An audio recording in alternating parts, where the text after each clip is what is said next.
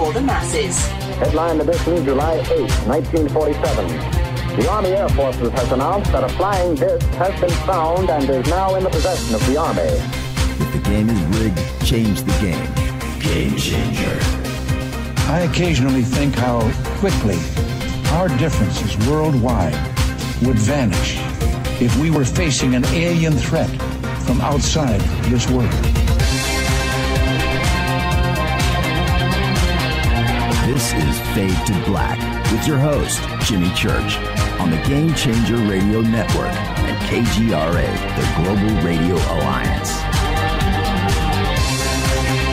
I need your help to get to the year 1985. You're listening to Fade to Black with Jimmy Church on the Game Changer Network. Well, good evening. Monday. Yeah, man. Fade to Black. Bespoke radio for the masses. Yeah, man. Today is Monday, January 15th. Oh, yeah. 15 days into the new year, just 350 days left, and we are live from a bunker somewhere in downtown Burbank, California, and I would like to welcome everybody listening all around the world, all across the United States, hither and thither, to and fro, back and forth, up and down, east and west, north and south, far and near. This is Fade to Black for KJCR, the Game Changer Network, and KGRA, The Planet. I'm your host, Jimmy Church. What is cracking? How you doing? Always great to be here on a Monday. I got to tell you, tonight we have very special guest. Reuben Langdon is here, and we are going to talk about this amazing video series that he has got, and some of it is up on his website, by the way. Interviewing Extra-Dimensionals. It's pretty incredible footage. And, well, there's lots to talk about with Reuben. But, and of course, the citizens' hearing, right? Disclosure. So where are we with that? Love it. I love it when I have a guest on that we haven't discussed the show in advance, which I never do, right? I mean, once in a while if there's a need for it. But pretty much, we just wing it, man. We just go on the air and done and bring on the guest and have a good time. Well, that's what we're going to do tonight with Reuben. Tomorrow night, Freeman is here. Freeman Fly. He just goes by Freeman now, by the way. It's just Freeman, right? It's like Madonna. Freeman. He dropped the fly. So tomorrow night, Freeman is here. And we are going to talk about those hidden Illuminati messages that are in your life. And also, tomorrow night with Freeman, we're going to talk about some cloning. We're going to talk about transhumanism, AI. We're going to jump into all of that tomorrow night. And, you know, he's just always amazing when he's on the show. And I'm really looking forward to having Freeman back. Now, Wednesday night, L.A. Marzulli is here. Now, we have two guests. So first up on Wednesday night, it's L.A. Marzulli. On February 2nd, they are going to have a press conference here in Los Angeles, down at LAX, to reveal the results of the DNA testing that they did on the elongated skulls that have been found down in Peru over the years. There's more to it than that, and we'll be discussing that on the first hour on Wednesday. Second hour, Rick Shaw is back, director. And he put together the Watcher series. He is the director of that, amongst other things, which L.A. Marzulli is the host. But Rick also does some other things. And amongst them, like he is dealing with these hidden and secret caves that, are going around Jerusalem. And that's an ongoing project there, Knights Templar and Bible, biblical artifacts and stuff like that. So that's an ongoing project of his, but also the near-death experience and we're going to talk about that on Wednesday night, so you don't want to miss that show. Thursday is another Fader night, and, of course, John Rappaport's going to be here with us. No More Fake Newsroom Live. Call-in numbers are 323-825-5045 or 323-275-9695. We'll see if we can get some phone calls in tonight. I would really love to do that, so we'll do that later on with Reuben. You can follow us on Twitter at JChurchRadio, Facebook, YouTube. Everything is Fade to Black, J Church Radio, Jimmy Church, Fade to Black, Game Changer, all that stuff. Go find it, follow, like, and subscribe. And if you want to hang out with us on Twitter, you can follow me on Twitter at J Church Radio. But if you want to hang out with us, that's hashtag F2B. Okay, hashtag F2B. And we use TweetDeck here. We use TweetDeck. So if you're just a normal Twitter user, then you've got to go and you got to search out hashtag F2B. And you just need TweetDeck. If you get TweetDeck, then you'll understand what Twitter is all about. Okay?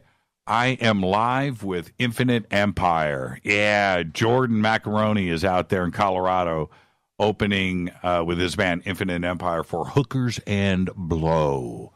Hookers and Blow. Dizzy Reed's band. So they're out there. And have a good time tonight, everybody. There you go. I just talked to Jordan right before the show. Said hello to Dizzy really quickly.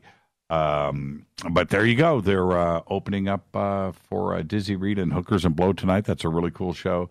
And there you go. So Stacy's out there. No telling how many Fadernauts are out there supporting Jordan Macaroni and his band, Infinite Empire. Okay. Where am I at? Email is jimmy@jimmychurchradio.com. Simple enough.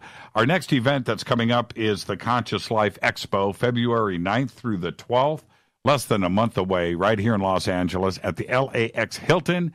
Tickets and info over on our website. Click on the banner, and that'll take you straight over to ConsciousLifeExpo.com.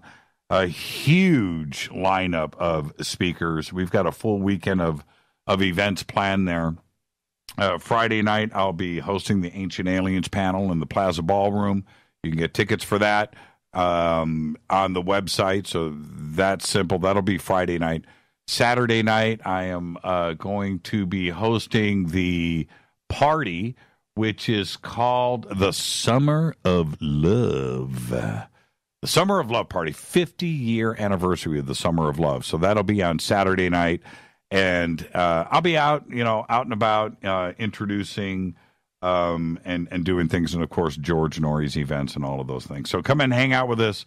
Conscious Life Expo, the greatest lineup of speakers that you can just put in one place dealing with awakening and consciousness. And it's going to be great. So we'll see everybody there. Don't forget to subscribe to our podcast. We have over 785 shows. Man, closing in on 800, right?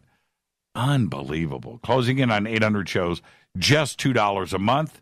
Very simple. You can also become a Fadernaut over in our membership section on the site. There are 4 flavors of Fadernaut right there for you. But you can get the Bunker Cam. If you want to get downloadable archives, you can do that. Commercial free, by the way. And you can even get T-shirts and autographed hats and all of that stuff. Just become a Fadernaut today. Help support the show. Okay? All right. And all of our sponsors here, they're family. And Life Change Tea, GetTheTea.com, River Moon Coffee, New Pharma. All 3 of them are going to be at the Conscious Life Expo. So you want to come out and meet Chip Paul or meet Juanita and Jeff or, Ronnie McMullen, who is on the show all the time. Ronnie's actually, I think he's going to be on with us tomorrow night. Yeah, I do believe so. Okay, so support the show, New Mana Food Storage, Bearing Optics, by visiting all of our sponsors here. All right, let's get this show cracking. Let's say happy birthday to. Oh, did you guys hear?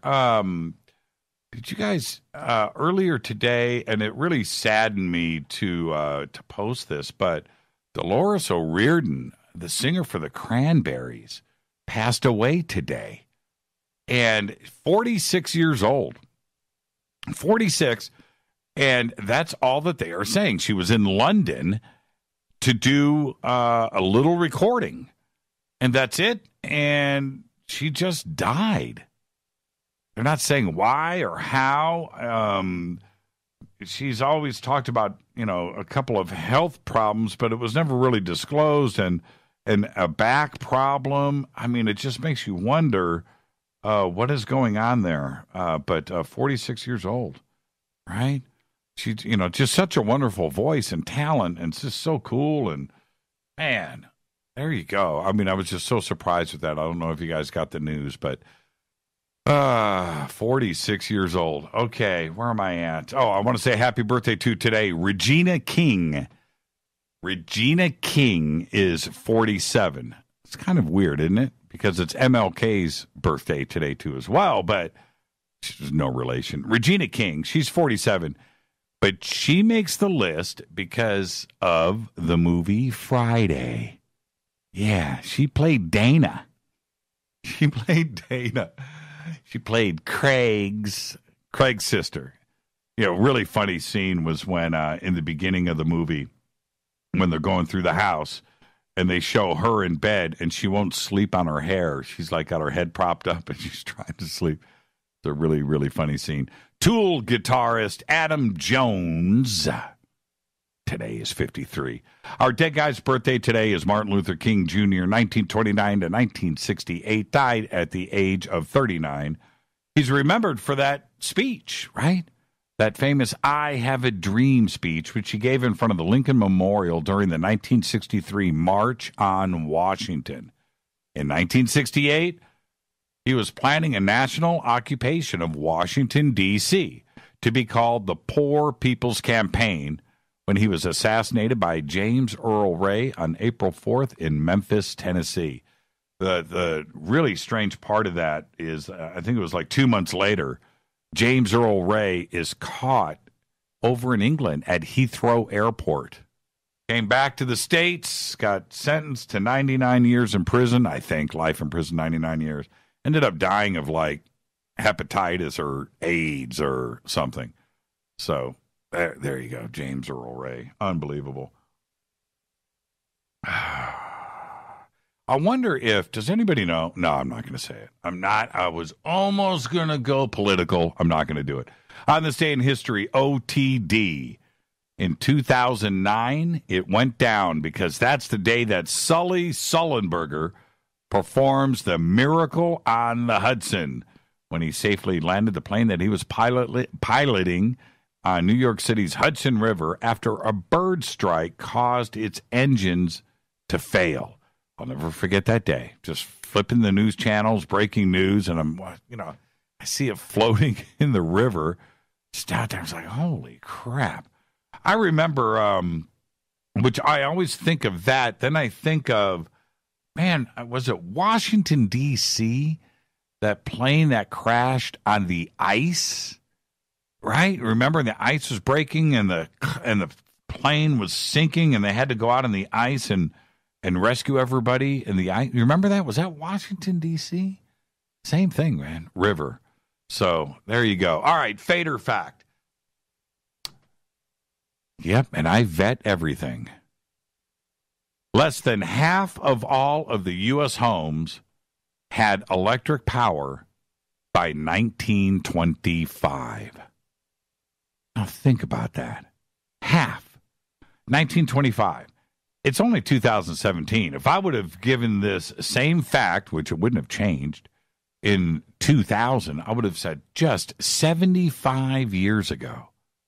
Right? It hasn't even been 100 years yet, but, think about that. 1925, only half of the homes in the United States had electricity. How far have we come along? And I started to do, I might follow up on this tomorrow. I didn't have enough time to finish it today. But I was collecting stats. How many in 1950? How many homes in the United States had electricity in 1950? You're thinking 100%, right? That's a crazy fact right there. We've come a long way in such a short time. Tonight, very special guest, Reuben Langdon is here. We're going to talk about channeling, and he went out around the world and interviewed extra dimensionals, channelers, right? He even did Michaela, by the way, and her part in this documentary series is really good. But anyway, interviewing extra-dimensionals. So we're going to talk about that. Obviously, we're going to talk about Disclosure and his part of Disclosure, so we're going to get to that. Tomorrow night, Freeman is here, and with Freeman, we're going to do symbology, corporate logos, hidden Illuminati messages in your life, and commercials. We're going to talk about a couple of commercials that are running right now and what is going on with those commercials. And we're going to get into cloning and some transhumanism, too, as well tomorrow night with Freeman. Really looking forward to that. Wednesday night, big announcement from L.A. Marzulli. The DNA test results from the elongated skulls of Peru are in. They're doing a press conference on February 2nd. So I am going to get everything out of L.A. that I can on Wednesday night.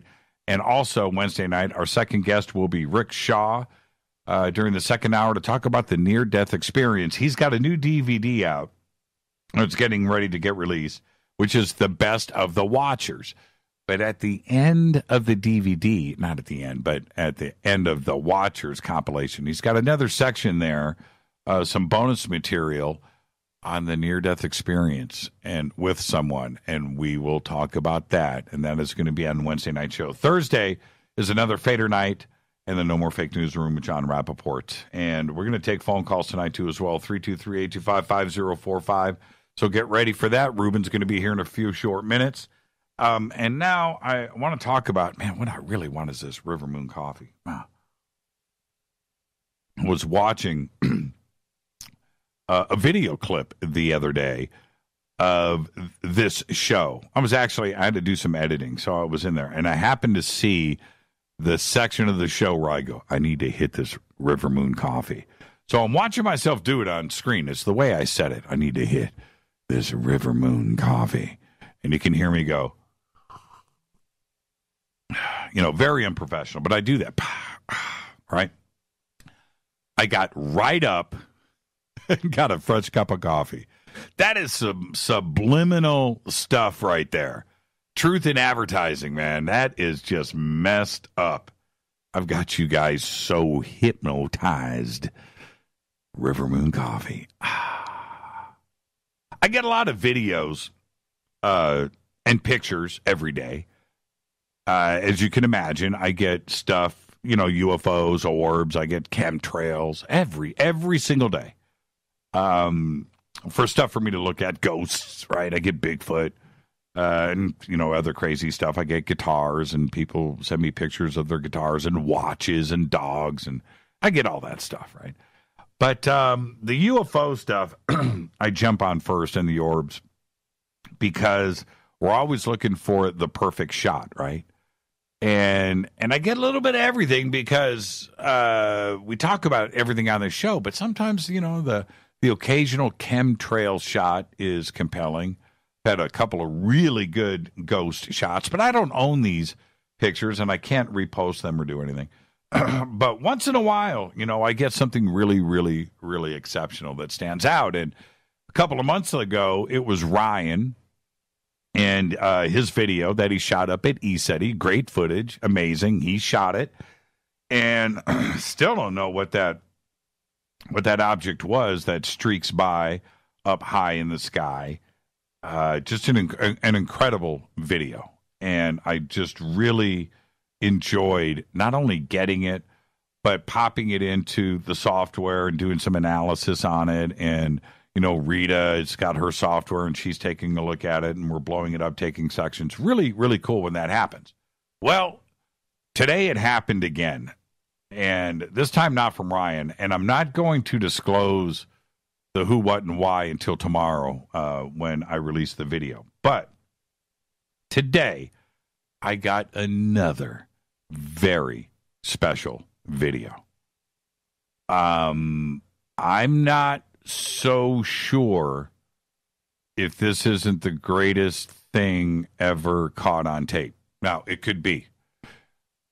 I'll be posting it tomorrow, but let me tell you, you can relax about that. I'm going to post it tomorrow. I have it. I have the raw footage. I just need to assemble it and cut it apart, break it down, and do all of that stuff, put some narration on it, and then release it. I'm going to do that tomorrow. And so I will then release who it is, who sent it to me, how it was shot, and so forth. But a couple of things. So I'm watching the video today, and just for myself, I had cut a couple of pieces out of it, and I blew it up in some photo editing software, some stills, and I'm shocked at this. And so while I'm looking at the video, Lisa calls me from coast to coast and to talk a little business, and she's like, "What are you doing?" I said, "Man, I'm looking at the most incredible image of a UFO I've ever seen." What? So I sent it to her. I mean, I was just like, you need to see this. So in the video, now this is what I trip on. I remember probably back in 1995, I was on a UFO forum. Okay, and I'm in there in a conversation with some people, and I'm stirring up trouble and talking smack. I was trolling before trolling was trolling, and it was around 1995. And my comments on this particular forum were exactly about what I saw in this video today, which is, and we hear this from time to time, where is the compelling, unbelievable close-up shot of a UFO?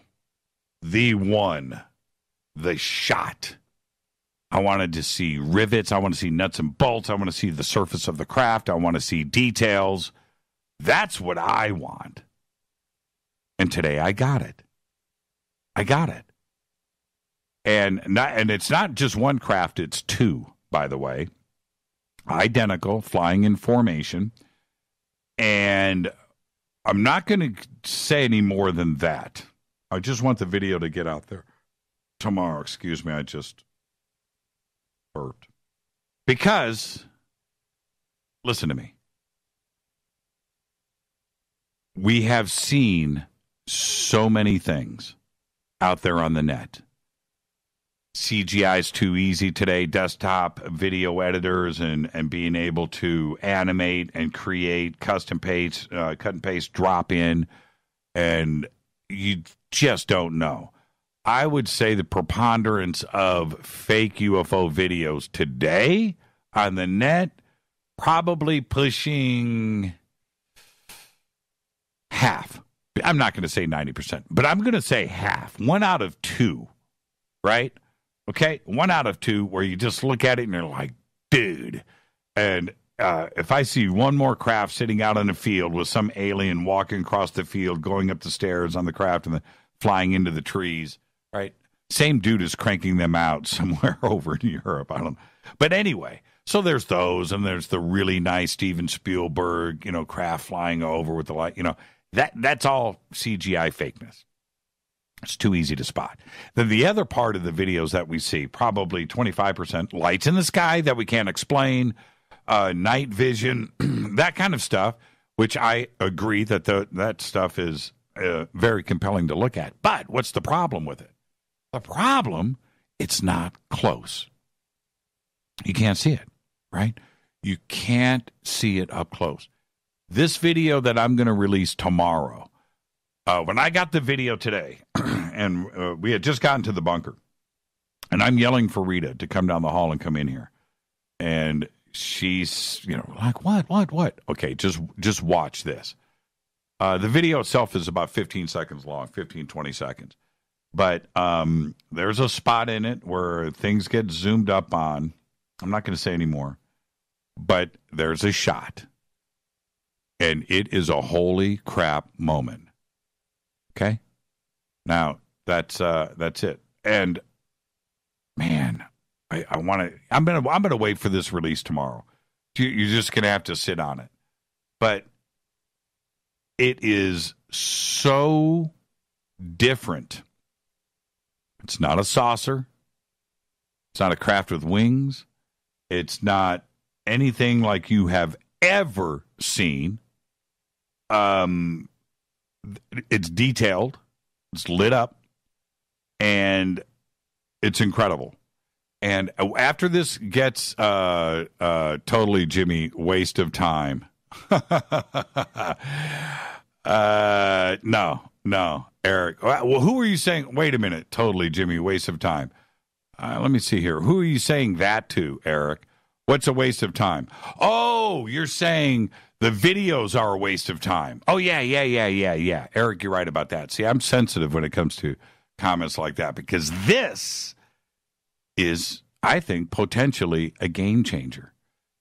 I think it's as big of a game changer as what Tom DeLonge just released. Maybe even better because you can see this craft.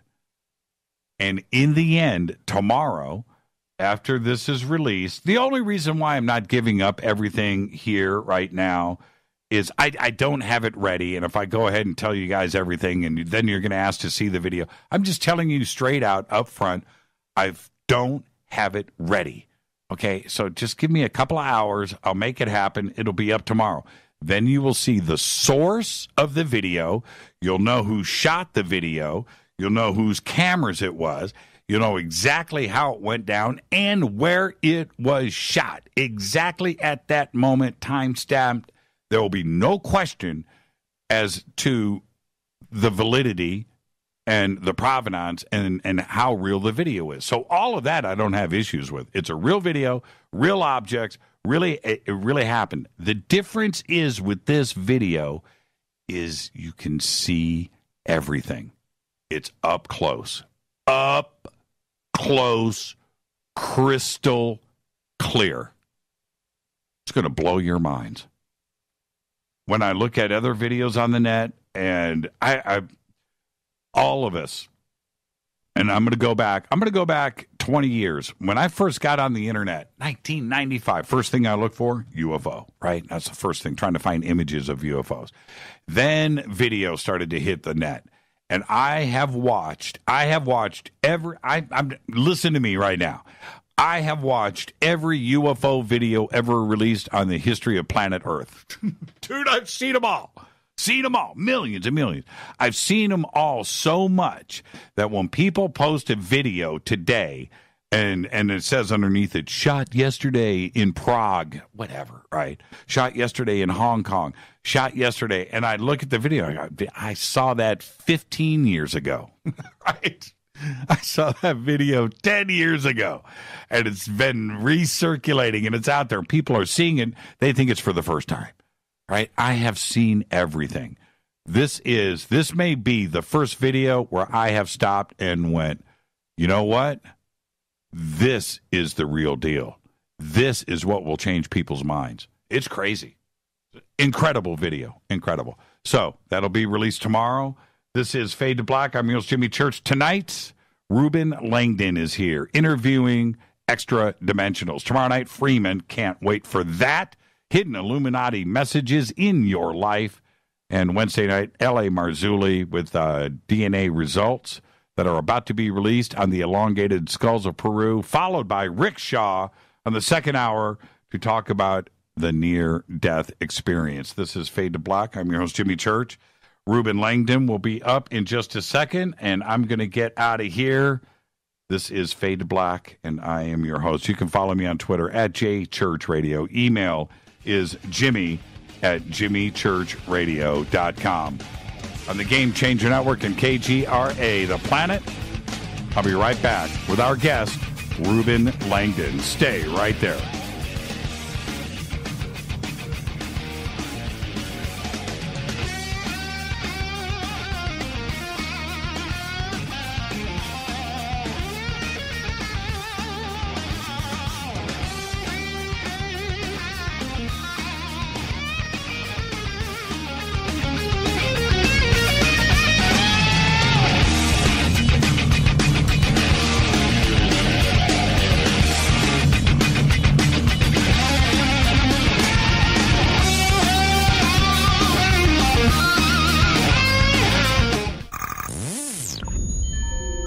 You're listening to Jimmy Church, Fade to Black. Fade to Black will now pause for alien identification. The station that talks the net. KGRA Radio. When you take the beans from Central America with dashes of Indonesian and African mixed in and then roast it to the dark side of Fade to Black, you create the ultimate brew of fringe. Introducing the Fade to Black blend from Rivermoon Coffee. Yes, Rivermoon's darkest customized roast was created for the love of Fade to Black. The alchemy of masterful roasting and smoking the beans is in every sip of this full-bodied, dark Java. I need my coffee dark, deep, with distinct bittersweet chocolate highlights, just like the bunker. Leaning further into the darkness of the roast is Fade to Black blend from Rivermoon Coffee. Just click on the banner at jimmychurchradio.com and use the promo code F2BBLEND for 15% off of your order today. Go Beckley Teppy. Natural Health Solutions with Chris and Ronnie. Hey, Ronnie, how you doing? Great, Chris. Now, you're the CEO of GetTheTea.com, right? Yes, I am. What is GetTheTea.com? I mean, is this tea you buy in a store? Well, no, it's not. Life Change Tea is just that. Life-changing. Life Change Tea is an herbal tea that gently cleanses your body from intruders. What do you mean by intruders? Well, intruders are toxins, chemicals, GMOs, heavy metals, and more. They're in our food, in our water, in our air we breathe. Seriously? Yeah, seriously. And Life Change Tea will help you with removing these, as you say, intruders? That's right, Chris. Are there side effects with this tea? Well, you might lose a little weight. When you clean your colon, you lose weight, you feel better, and you have more energy. Wow. Ronnie, where can people purchase Life Change Tea? Oh, that's easy. GetTheTea.com. That's GetTheTea.com. Ronnie, I want to thank you for being on the show. People, don't forget, GetTheTea.com. 9 out of 10 geneticists agree. Fade to Black is not your father's radio show on the Game Changer Radio Network and KGRA. The Planet. Win big with KGRA this summer. Tickets and hotel accommodations to the biggest conferences, autographed books and DVDs, chances to win all-inclusive conference cruises, and private dinners with your favorite KGRA hosts. Click the contest tab at kgraradio.com for your chance to win big this summer. Your contact for the best alternative talk radio on the planet. kgraradio.com. Hi, this is Rob Reiner from Anvil, and you're listening to JimmyChurchRadio.com. What's up? I'm Chris. What up? This is Kyle Massey, and you're listening to Jimmy Church Radio.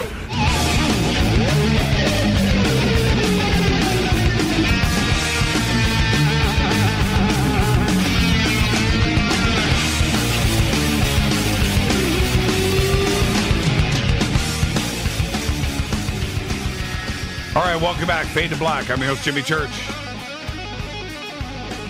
Follow me on Twitter at JChurchRadio. Email is jimmy@jimmychurchradio.com. This portion of the broadcast is brought to you by Life Change Tea. All you got to do right now, click on the banners at jimmychurchradio.com. Use the promo code FADER, F-A-D-E-R. You're going to get free shipping on your order. It's the best. Everybody here is on the Life Change Tea regimen. Our guest tonight, Reuben Langdon. He's a Los Angeles-based actor, filmmaker, futurist, and a cosmic anthropologist. At a young age, Reuben began his career in Japan as a series regular, acting in the Japanese superhero TV series B Fighter Kabuto, and eventually made his way to Hollywood and worked as an actor and stuntman on the Power Rangers. Reuben produced numerous motion picture shoots for the Resident Evil and Devil May Cry franchises, and I played all of the Devil May Cry. We've talked about that before, as well as Steven Spielberg's and Peter Jackson's The Adventures of Tintin, and as Jake Sully in James Cameron's Avatar. He is the voice of the charismatic Ken Masters in the Street Fighter franchise and Dante in the Devil May Cry franchise. In April and May of 2013, Reuben produced The Citizens' Hearing on Disclosure, that historical event that brought together 40 witnesses from 10 different countries to testify in front of 6 former members of Congress on the fact that the world is being engaged by extraterrestrials. Tonight, we're going to talk about channeling with Reuben. That's right. Reuben has traveled the world to research contact with extra-dimensionals, and he did some interviews. We're going to find out tonight what he found out. His website, by the way, is interviewwithed.org, and the links are over at jimmychurchradio.com. I would like to welcome back to Fade to Black, the one and only Reuben Langdon. Reuben, good evening, my friend. How are you? Good evening, Jimmy. How's it going? It's always great to hear your voice, man. How are you? Doing well. It's been a little over a year now since I think the last time I was on your show, and lots has been happening, right? Yeah. As you know, since you've been reporting on it every day, but lots for us researchers and ufologists to sort of take a bite out of and try to digest and spew it back out to the rest of the world. And shows like yours, I love because we get to do that. Well, you say take a bite out of. I say rejoice, right? Maybe it's take a bite out of and rejoice, right? Yeah, it's celebrating the tasty meals that we get to have every day, I guess. And let's kind of start here because you and I spent some time together with Rita. We broke a little bread and got a chance to hang out one-on-one. And when somebody meets you for the first time, you have a very charismatic persona about you, but that comes with Hollywood. You know, you're an actor, you do voiceover stuff, stuntman. Sure. You've done your share of Hollywood action stuff. You've hung out with all, so you have that. But you don't look like the guy that would be into ufology or into extra-dimensionals. You know what I mean? And what? Okay, yeah, I didn't really think about it like that, but yeah, I suppose. Well, no, you're a clean cut. If somebody was walking down the street and Reuben Lake, you're in Burbank, you're in Toluca Lake, right? The home of Hollywood, right? And all the stars are out walking around. You're mingling. Nobody would go, that dude looks like he'd be into UFOs. You don't. I guess that's true. Yeah. Yeah. So what happened? Well, I had my own personal experience. I was working on Avatar back in 2007, and sort of the can was open to this other reality, the conspiracy stuff, everything else with YouTube videos. At the time, we had what was that? YouTube was just sort of getting lifted off the ground, and there was a lot of free time between motion capture sessions on Avatar, especially at that time. The technology was new, and we had a lot of kinks in the system, so to say. So as a performer, we, as soon as the system would crash, a handful of us, that would be working that day, whoever was working would be told to go back to the waiting room and kind of hang out. So we started watching these YouTube videos of what was it? Loose Change and what was the Venus Project one? There was like a series of 3 of them or something, basically, showing us 9/11 and showing us chemtrails and fluoride in the water and all this stuff that was just kind of mind-blowing. Yeah, the Disclosure Project was, at that time I'd never heard of it, even though it happened in 2001. Somebody had uploaded it to YouTube, so Stephen Greer's Disclosure Project. All this stuff was just kind of blowing our minds, off the back set of Avatar, some of the cast and crew that were kind of hanging out. And my whole sort of worldview paradigm was starting to change.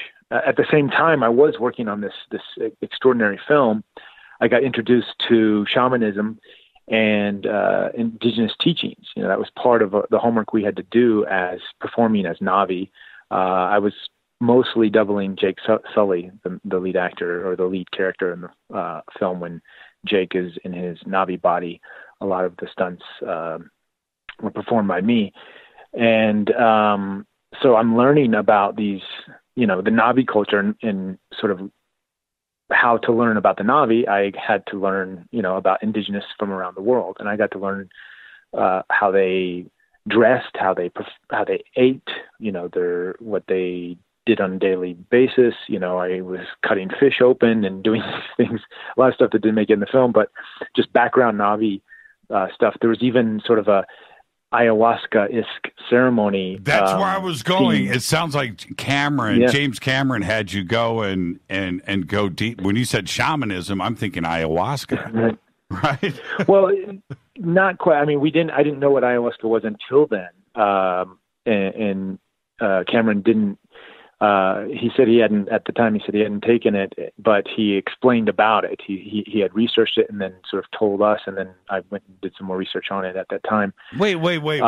Stop, Reuben. Hold on a minute here. Are you saying you had a conversation with Cameron and the word ayahuasca came out of his mouth? Sure, yeah, that's how I found out about it. I didn't know about ayahuasca. What? Cameron told me about it. Oh, that is tasty right there. Okay, all right. I knew he was cool. I knew he was cool. So, but at the time he said he hadn't taken it, and after, I don't know, I haven't been in touch with him for a while, so I don't know where he's at with that. But he said he was wanting to. And he was talking about going down to the jungle and doing it at some point. But at least I was exposed to it, and I started researching ayahuasca, just shamanism in general, and how shamanic practices not only with the Amazonian tribes, but throughout the world. In Africa, North America, South America, even some indigenous cultures to Asia. There's a lot of similar ties, and in how they do rituals and some of their belief systems, and all of this was sort of new to me at the time. I sort of skipped history class. I slept through it back in the day, and I was getting an education from working on the film, not only from researching these indigenous tribes and cultures, but also the YouTube channels about learning about 9/11 and everything else, how the economy and the fiat currency system, and just all of the debt and just all the craziness, ETs, the whole thing. And so my mind sort of on set from a day-to-day basis was sort of being blown open. And then on one day I had a day off. Sort of the first year was intense. We were working 5, sometimes 6 days a week, but then they sort of slowed down, and it was a couple of days here and there. So I had a weekday off. I was up in Burbank. I was living in Glendale, California, and doing some laundry and coming back. The apartment I lived in, the laundromat was sort of part of the same community, but a different building. So I was coming out of the laundromat, looked up, and I saw a couple of these little shiny white dots in the sky. And they started to multiply. And at first I thought they were like gnats or bugs. And then I thought maybe they were balloons. It was hard to get a perspective of distance and how far out they were. But then I saw a plane kind of fly through them, and they were beyond the plane that flew through them. So I said, okay, this must be, UFOs. I'd sort of been educated on this for a little bit. And I watched them for 45 minutes at least. They were sort of slowly moving, slowly drifting, no sudden movements. And then they started to disappear. And when I say a fleet, it could have been maybe 20, 30 at least, when they all sort of manifested in the fullness. And was thinking, oh my God, the whole world's this is going to be on the nightly news. The whole world must be seeing this. This is crazy. I was sort of in the backyard. There was nobody around me, so I couldn't really say much or see anybody else who was seeing it. But I made some calls. My friends weren't really near the area, so they couldn't. I told them which direction to look. They said they didn't see anything. So I was like, okay, whatever. We'll see it on the news tonight. That night, the news came on, nothing. And I was sort of, perplexed. Shocked that why isn't there nobody talking about this? And then I started researching the next day. I was like, okay, I've got to find out what I saw. And then that's when I started seeing these videos of mass sightings in Mexico, and some other people have posted videos of it, and they were sort of similar to what I had saw. So then I started thinking, well, did I see a UFO? What's going on here? And that just threw me down the rabbit hole even more, going into Stephen Greer's CE5 work. I actually went to one of his events in 2010, and that sort of sealed the deal for me. I was like, okay, this phenomenon is real. At that event, we did the usual CE5 thing and got a nice light show 3 nights in a row. Where were you at? Where were you at for the CE5? That was in Arizona, south of Tucson. I forgot near the Vatican, where the Vatican has that their Lucifer. Yeah, Lucifer. Yeah, the Lucifer telescope. Right. Not too far from that. I remember driving by it and seeing it. Right. So that area, and then it was interesting because on the third night, I especially at the time when you're just new to this, your skeptic mind, still today, my skeptic mind still kicks in, and I'm trying to figure out what is real and what's not. So I was thinking, okay, is this just a light show? Because it was so convenient. Greer would sort of see something and zap it with his laser and say, look over there, and everybody looks, and oh, yeah. But on the third night, as Greer's preparing us to get into the meditations to go and do the ceremony for the CE5, off to the left, I saw these 2 red dots just chucking it down across the sky. They were really fast. That's what elbowed the guy next to me. I was like, you see that over there? And then he elbowed the next person. And then there's a group of us that saw this that was totally separate from, Greer was still doing his meditation. So that sort of was like, okay, no, he's not. It's not the Wizard of Oz doing light shows. There's something real here going on. And you have to be to be skeptical. My first experience like that was the same as yours. You see some incredible stuff, but you're wondering, but then something happens at one of those events, and you know that it's not smoke and mirrors, right? And that's the game changer. And then it continues to happen. So since then, I've sort of been down this path. It's been 10 years now, over 10 years. And when you go deep, with all of across the board. So it hasn't been with just studying UFOs. I've gone deep into meditations and shamanic journeying and ayahuasca ceremonies. I'm doing a documentary right now on some ayahuasca. I guess it's sort of the backbone, but just shamanism in general. And as well as my other series, interviewing channelers, you start to see this through streamline of all this stuff is sort of interconnected and what is reality. And we're not in this sort of bubble that we've been told. There's much more. It's an expanded universe. There's so much. It's infinite in its possibilities. Quantum physics, science, and holographic universe theory. All of this stuff is just. All of these ideas have really propelled me into researching all of this stuff, and it's been an amazing journey. And every day, I feel so blessed to be on this journey and to be able to have the time to do the research because of my career in the stunts and video game world has sort of, my paychecks are a little bit bigger on the day-to-day work. I guess a regular. It's not your 9-to-5 job, basically. So I can work a few days a month and have enough to pay the bills, and I live pretty frivolously. I just have a small place, small cabin that I live in, and the rest of the time I'm just researching. So it was funny when you and I met. You get out of the car and you had a duffel bag with you, and I'm like, that his home is his hat. Right.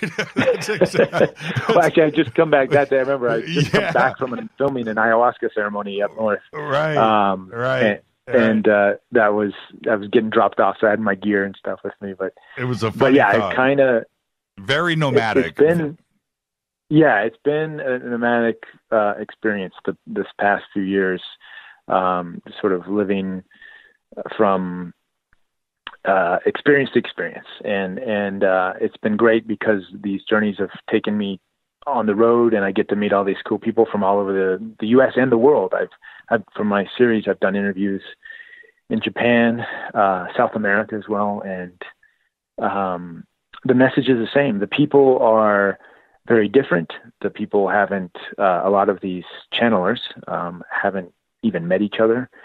They don't read the same materials, and that was part of this journey too. My skeptic mind was like, okay, I got to get into this. I got to get into to see if this is real. What are these people? Are they all reading the same books, drinking the same Kool-Aid? What's going on here?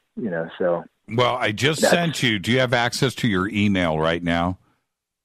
Yeah. Okay. Open up your email. I just sent you an image. Now, this is what I don't want you to do. Oh. Don't describe the image on the air. I'm releasing this video tomorrow. But I just sent you, this is a video still from a government video. Wow. Are you looking at it? Okay. I am, yes. Is that the craziest? Now, don't describe it because I've already told everybody that I'm not going to do that on the air.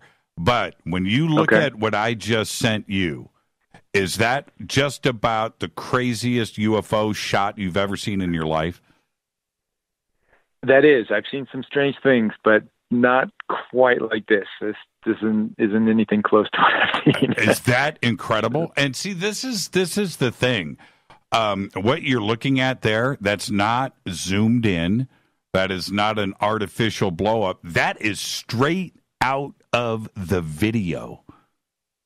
Okay, wow. That is just that's a great capture, great image. Is that nuts?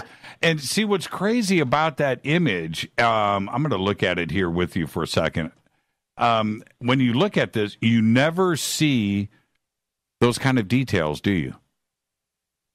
Usually, the closest details I've seen in this is the Roger Lear footage from Turkey. Yeah, which is fuzzy and from many, many miles away. Still fuzzy because that's still like before HD. That was still kind of standard def stuff, but you could still make out pretty good. Even with a little bit of enhancements, you could see the beans inside, supposedly. Now I'm going to send you one more. Yeah, I know that one dude standing in the front. That is a crazy shot in those footage. Okay, so now I'm going to drop. Your guys on the live chat are saying you're bullying them. Watch. Okay, now check this out. Okay, look at this next image that I just sent you. Now, in this image, my email's a little slow. It might take a little while. Okay. No, I think so. This is the video capture here, and these two craft are flying from right to left. Okay, all right. I'm not going to tell you. I can't say any of this on the air. I want everybody to be blown away tomorrow. But yes, that is the sky. But that is the sky. Oh, Jesus. That is it's just loaded. Right. Now, okay, and so this government camera is filming this at altitude, right? And these two craft are flying alongside the government craft, and then they zoom in on the front one there, and that's it. The camera just zooms in, and that's the close-up that I sent you, the other one. And I've got maybe 5 seconds of the zoom in. Is that crazy? Wow. That's cool. I mean, this is just gonna keep on coming. The images, the sightings. This is the new norm. Yep. This is and see what's unique paradigm we're in. Yeah, and you've been doing this for a long time, and you've seen a lot of stuff. And when you look at this zoomed in shot here, that does not fit in the paradigm of any UFO. I mean, just look at that. I mean, it just I mean, I've seen so much now that it doesn't surprise me. I mean, it is vastly different than anything I've ever seen, but it doesn't surprise me anymore because we're just in this weird time of this transition phase until we can get to 100% post disclosure. Right. And then as you go deeper into this material, into this research, the rabbit hole is deep and the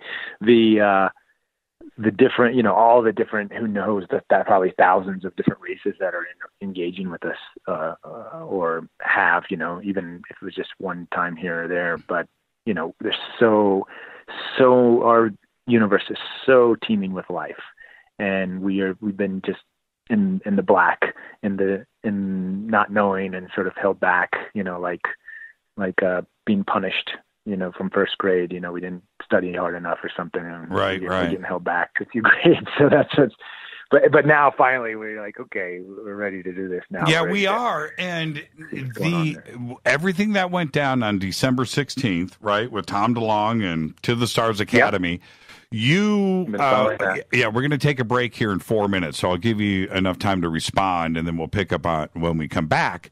But you did everything back in 2013. Did you have, with the citizens' hearing on disclosure, did you have any idea that, just 4 short years away, 3.5 years away, that this would have happened like it did back in December 2017?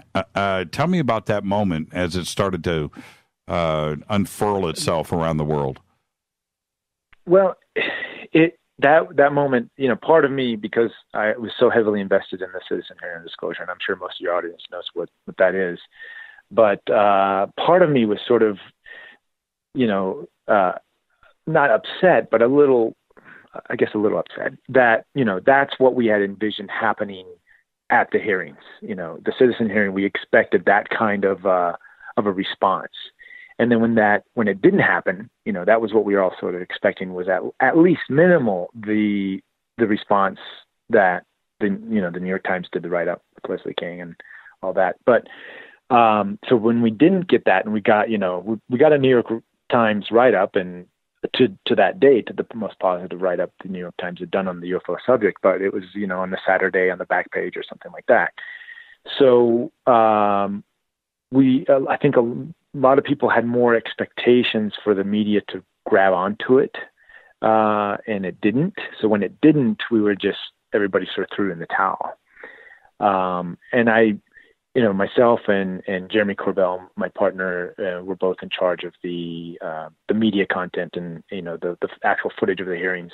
So we've just been patiently waiting for the moment, when we have this amazing archive. So we've just been sort of holding on to it, and it's there, it's available. And, we get a few DVD buys here and there, and a few people download it from the VOD. But now it seems that we sort of hit the 100th monkey effect. And I think especially with the news. So when the news hit, trust me, I was, back in October, when the To the Stars Academy and Tom DeLonge announced the team that he had put together and everything that was coming out, then I sort of knew. I was like, at that time, that's actually when I was really celebrating and thinking, okay, we've hit critical mass, or we're about to. And then the Times article, and then obviously then all the media coverage that's been going about it. And so I was thinking, wow, this is it. This is finally, we've hit this period of time where this critical mass moment, we're almost there. Still, not fast enough for some of us, but the good thing, what the rumors that I hear is in Washington, there are talks of doing legitimate congressional hearings. So for all the work that we did during the citizen hearing, this is good news, because we sort of have a template for Congress or for whoever wants to put something together to look at and say, oh, look, this has already been done. These are a lot of the players are already, still around. Paul Hellier's still going. So, right. Well, yeah. Well, there's another part to this too, and we'll talk about this when we come back, but you would think that there would be enough senators and congressmen to go, look, you've told us that there was nothing to this. And now we want to know, do we have alien contact? And are we spending money on this? Is black budget money? Have we been spending this on ET? And you would think that there's enough now for them to have congressional hearings. There's no question about it. UFO fascination or not, if I'm a congressman and I find out that the Congress and the Senate have been lied to about this, think about that. There should be some outrage going on. I think there will be some hearings. This is Fade to Black. Our guest tonight, Reuben Langdon. And we'll pick everything up, and we're going to talk channeling when we come back. Stay with us.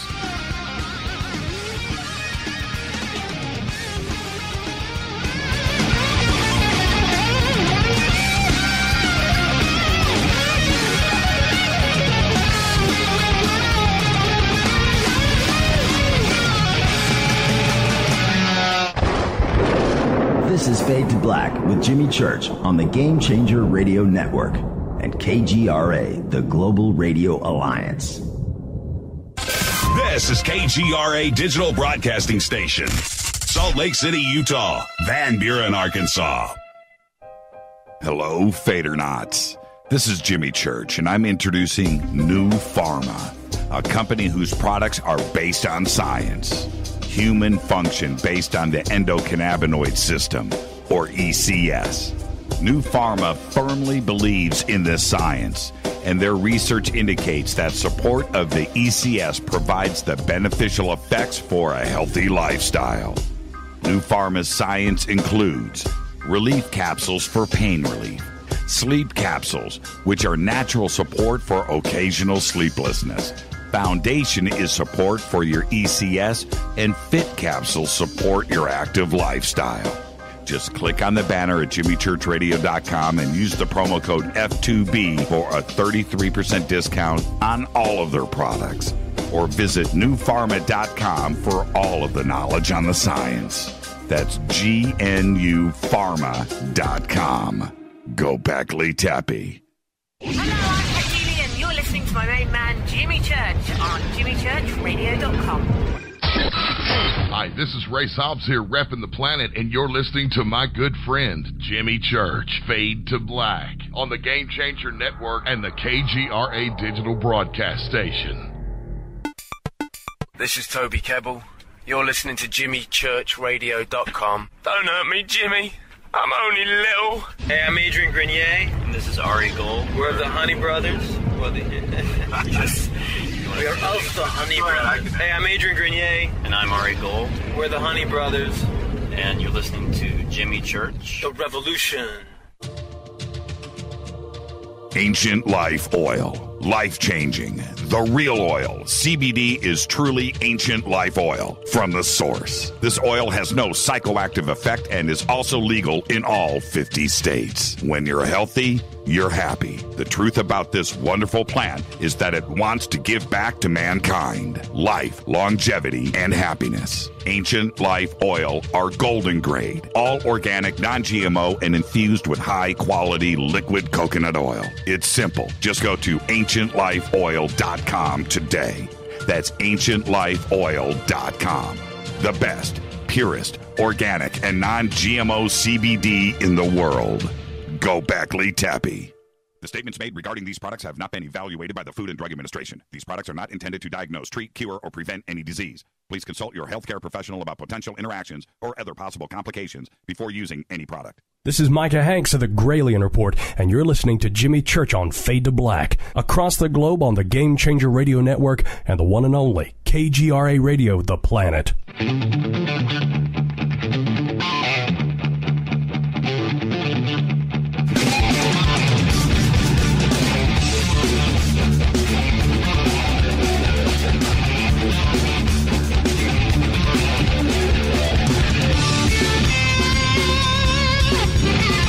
Welcome back, Fade to Black. I'm your host, Jimmy Church. Our guest tonight, Reuben Langdon. Director, filmmaker, actor, voiceover, UFO activist. And Reuben just completed a series of interviews around the world of channeling, and he was interviewing extra-dimensionals. And Reuben, I want to start here. I want your feeling on this. I'll get in my take on channeling. I know that there's something very impressive here going on.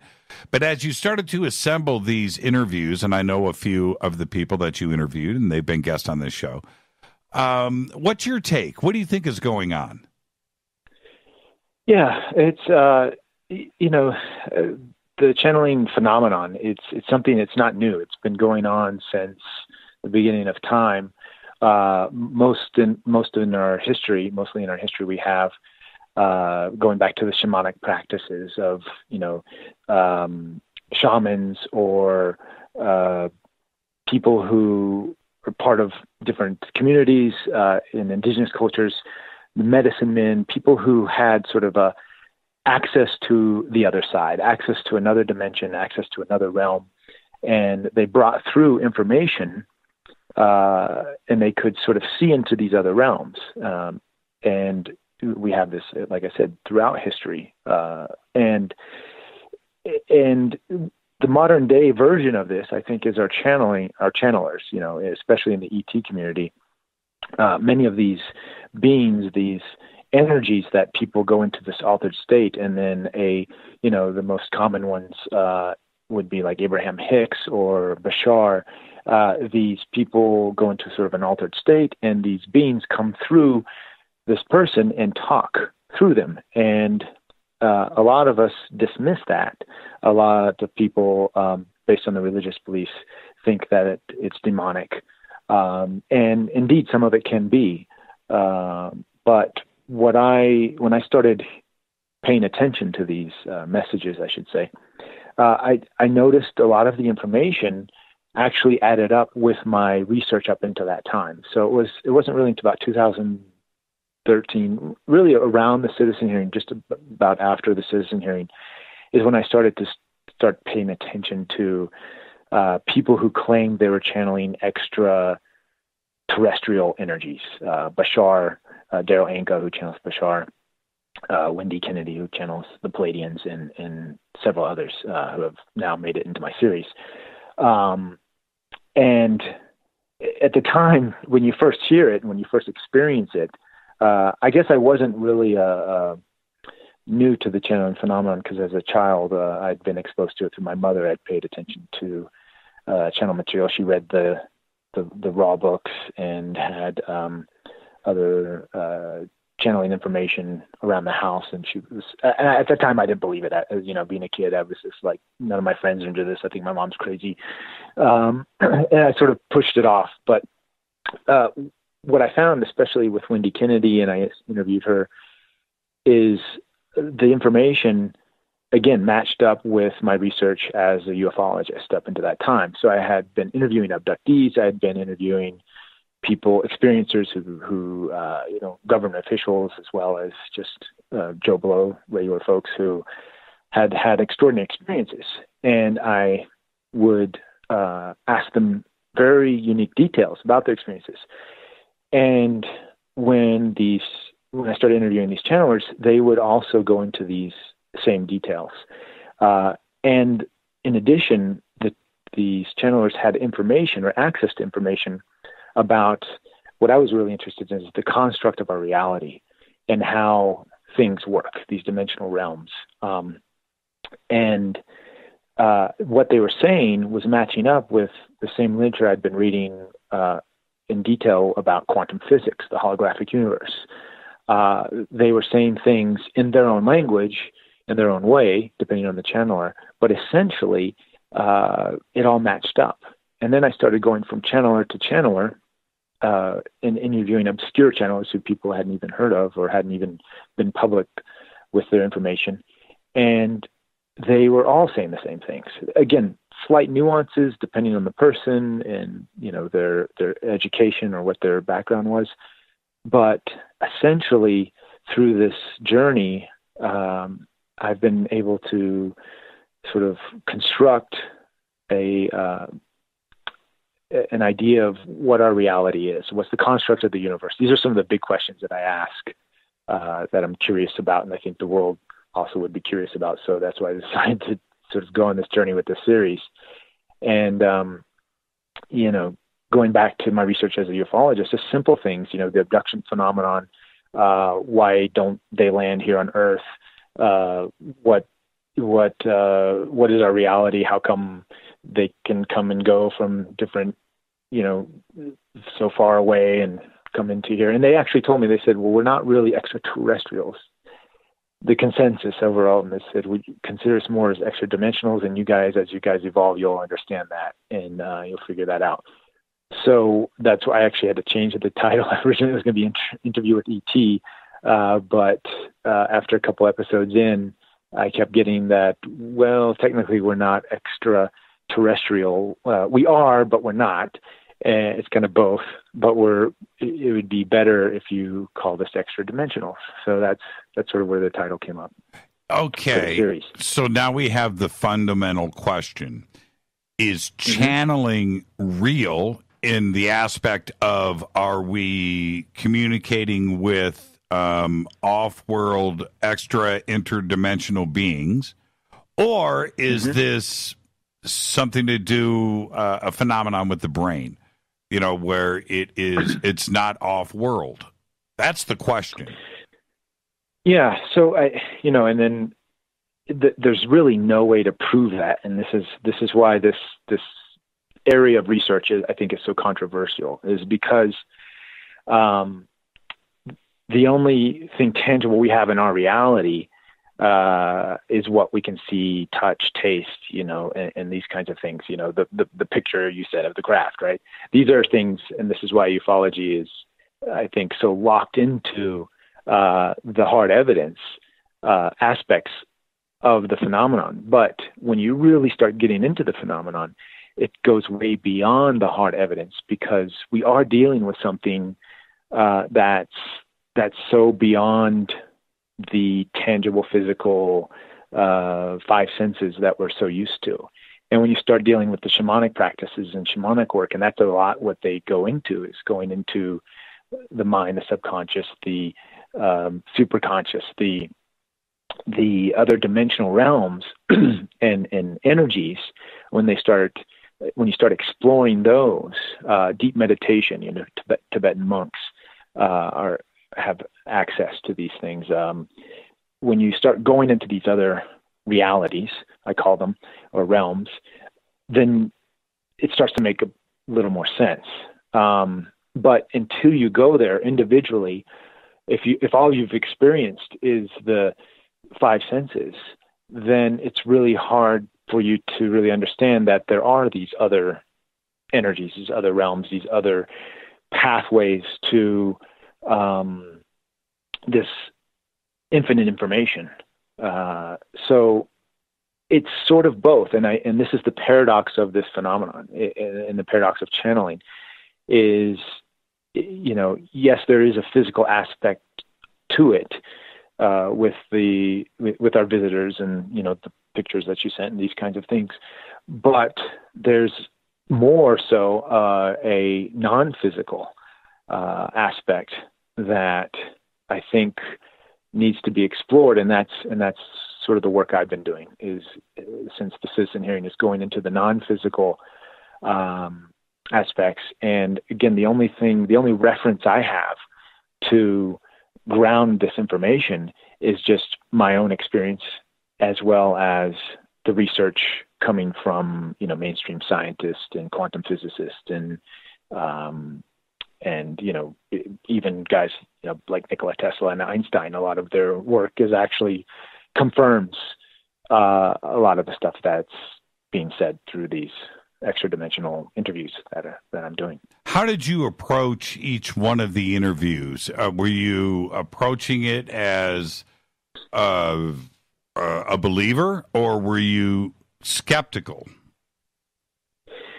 And always skeptical. But for the most part, because I had once you sort of cross over that line, so to say, actually having that, my own experience with the 2007, seeing these craft, and then some after that, you sort of are, and then the citizen hearing, obviously. But once you sort of reach that point, okay, I've had these experiences, I've heard so much testimony, I believe this. This is my worldview. This is what I understand the reality to be. And you sort of that's your new bar to work from. So then when you start having these conversations, I sort of go from that platform of, okay, this is what I believe. They could throw me some new things that might be, out of left field that I don't understand or don't believe.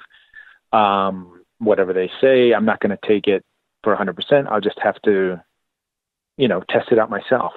And over the years, I've incorporated a lot of what they say, because a lot of it isn't just factual, ETs are real, we're from, Zeta Reticuli, and this is us, and this is what we do on a day-to-day basis.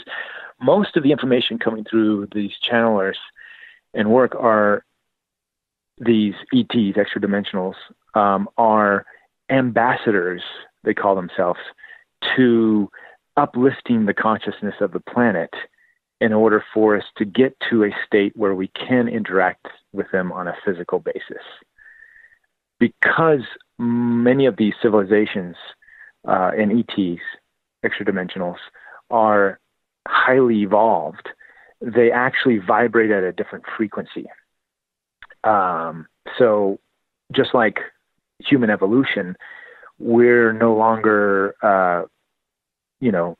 raping and pillaging each other like we used to. Yes, it still happens on the Earth and there's planets, and if you watch the news, you probably think that things are worse than they were 1,000 years ago.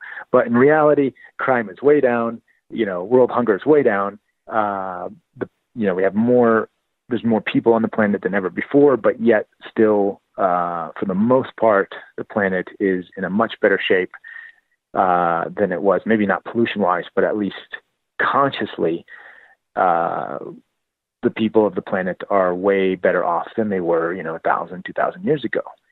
And this is all goes to sort of a vibratory frequency, and Nikola Tesla talks about this, that once you understand that everything is made of vibration and frequency and sound, then you can start to understand the universe. And this is sort of the language that these extra-dimensionals speak of. They speak of things in frequency and vibration, and they sort of explain that they are vibrating at a higher frequency. It doesn't make them higher than us. There is no hierarchy in the way that at least the ones I interact with or tried to interact with, they don't really have a hierarchy type way of seeing the world. They see everything as equal and valuable as everything else in all dimensions and all reality. So they are at a higher frequency, and in order for us to interact with them, we have to raise our vibration, and they have to lower theirs.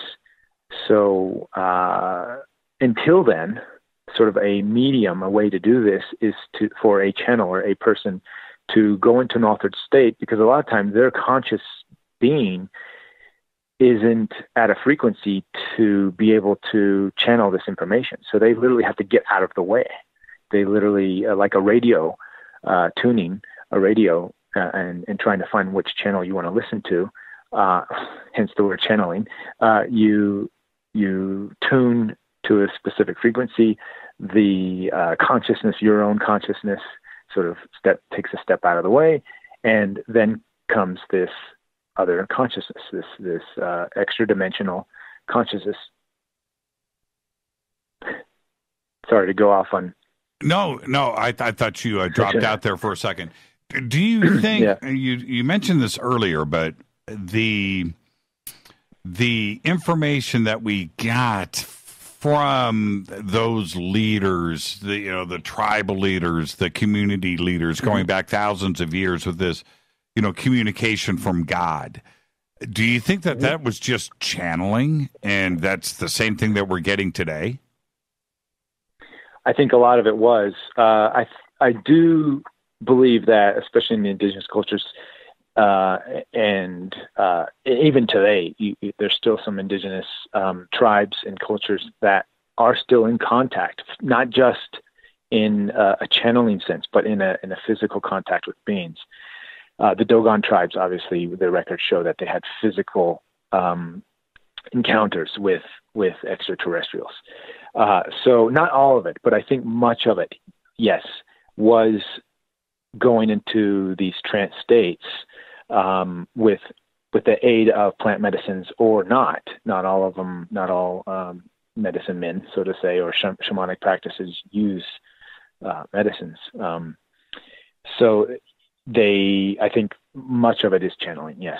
Well, like Moses, right? Mm-hmm. And these biblical events, was it just channeling? We understand it today as being biblical because it's in the Bible. But if it would have been done today in the same fashion, we would have said somebody is channeling, wouldn't we? I think so. I mean, and then you're going to have people who believe it and people who don't. And I think because of where we are at technologically and with our scientific exploration, we're at the collective consciousness is at a different stage of believing and understanding things. So back in the day, Moses' time, I think people were more open to the idea of channeling, or opening to the idea of someone receiving these messages. And when they came through, people took it for the gospel truth, took it for what it is, and created the Bible and everything else. When we do it today, we have such a mixed bag of belief systems and ideas and ways of doing things, that when these messages come through, and again, not forget about the messengers, listen to the actual message. These messages are so powerful and contain so much information, but yet we just blow it off because we have this stigmatism or an idea that this is the only way, science says this is the only way things work. And that doesn't fit into that paradigm. So everything, I'm throwing the baby out with the bathwater, essentially. And that's sort of the research I'm trying to do, is say, no, let's not throw the baby out with the bathwater, because some of the information that's coming through, for me personally, has been invaluable. I have incorporated a lot of these teachings and understandings into my day-to-day life for the past 3 years. And what a shift in my perception, my worldview, and my experiences. And, it's very simple. A lot of the messages are just, follow your passion, follow your joy, and live with integrity and that kind of stuff. But yes, going back to the beginning of time, I think these messages have always been there. The access to these other dimensional realms have been there. We've always been doing it in different forms and fashions. But we sort of now, for some reason, dismiss it because of the paradigm we're in. However, we are now adopting back these practices. There's a great book by Stephen Kotler and Jamie Wheel, who you may have heard of, called Stealing Fire.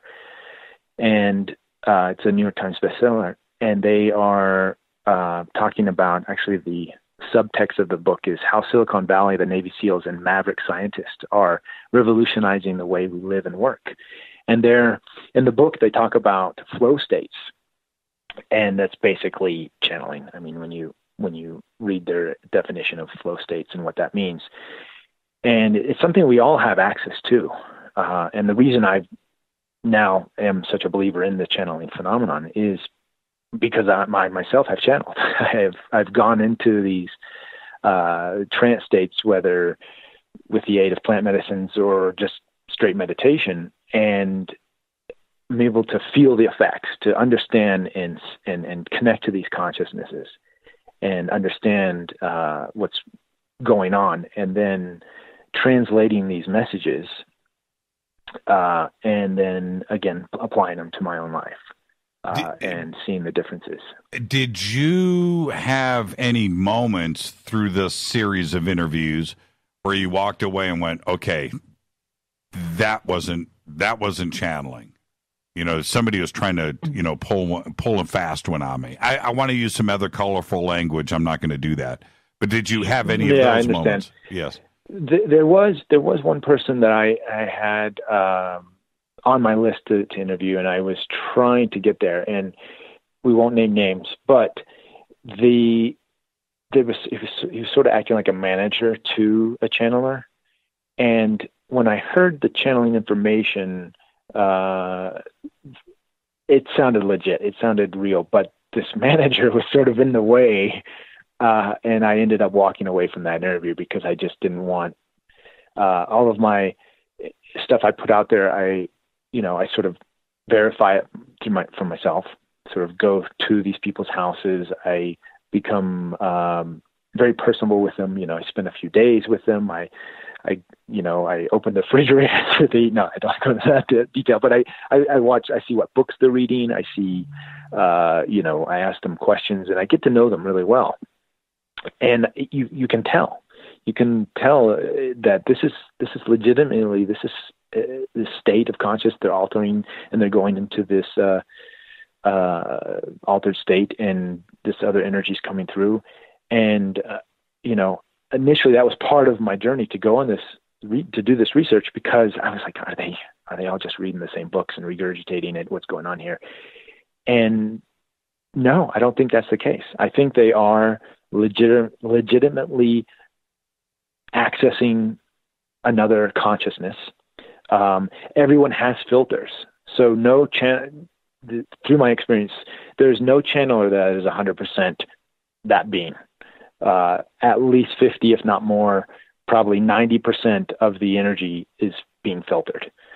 So there are some channelers who have less filters, who have done the work, so to say, I guess, to not filter the information, and the information can come out very fast and clean, and their filter is a little less skewed than somebody else's. Right. But are they, so far, all the ones in my series that I've released, yes, they are tapping into what I believe some other form of consciousness and bringing it through and sort of, benefiting mankind if we choose to take that path. There are, I would say, most channelers speak with the same vernacular. The words are the same. The pacing, the modulation is very, very, very similar. They all cannot be listening to everybody else at the same time. And I would say that some of them aren't listening to any channelers. And the similarity between them is surprising at times to me. It can't be imitation, if you know what I mean. But they sound very similar. Yeah, most of the ones I've interviewed, they actually prefer not to listen to anybody else's work. They're aware of some of the other channelers, especially the more famous ones. Some of them in the very beginning when they started to channel, or before they started to channel, they listened to, Abraham Hicks or Bashar, and they then when they started to do their own channeling, they purposely turned off and stopped listening to other people's work because they didn't want to be influenced. That's most of them, actually, the ones that I've interviewed. So, there is, you're right. A lot of the language is similar. I've noticed with certain people, because of their vocabulary or maybe because of their understanding of, they don't have the quantum physics background, or they use some different terms. What I'm trying to do in my series is sort of create a thesaurus and sort of unify the background language a little bit. Right. But essentially, yes, they're all, what I believe is happening is they're all speaking about universal truths. And so the gist of the information is essentially the same throughout. There are different tastes, it's like, you have how many different there's a hamburger, and then you have, all the different, all the different hamburger shops creating all the different versions and their special and their recipe and all this stuff with hamburgers. So there's infinite types of hamburgers, but it's still meat and bun, or these days it could be an Impossible Burger with, some potato animal free, type thing. But, but what I'm saying, essentially a hamburger is a hamburger, and it's meat and it's a bun, but there's a million different ways to prepare it. And that's essentially what I'm finding with this information and these channelers. And a lot of, actually half of them don't really resonate with my, I resonate. I noticed I sort of speak and resonate at specific ideas and vernacular and ways of expressing myself. And a lot of them don't speak my language, but I still respect their message because it takes me a little longer to understand it. I have to ask, maybe the same question over and over, or especially in post, when I get a lot of my interviews in post and I'm just sitting there listening to it 1,000 times. Yeah, you end up then it starts to sink in. Right, and you also end up wanting to cut your question short. Right, that was just too long. I was talking too much. Let's take a break right here. Our guest tonight, Reuben Langdon. We're talking channeling. He's got a really, really great series that he's putting together, and we'll talk about more of that. But when we come back, I want to know, was there one specific being or ED that he was most fond of? We'll find out when we come back. Stay with us.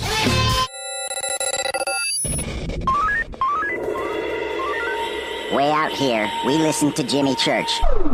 You're listening to Fade to Black. Always on the edge of the hottest alternative talk. Jimmy Church with Fade to Black. KGRARadio.com. ¿Qué tal, mis amigos? Yo soy Mario Carson, el tiburón, y los invito para que escuchen a mi buen amigo Jimmy Church Radio. ¡Claro que sí!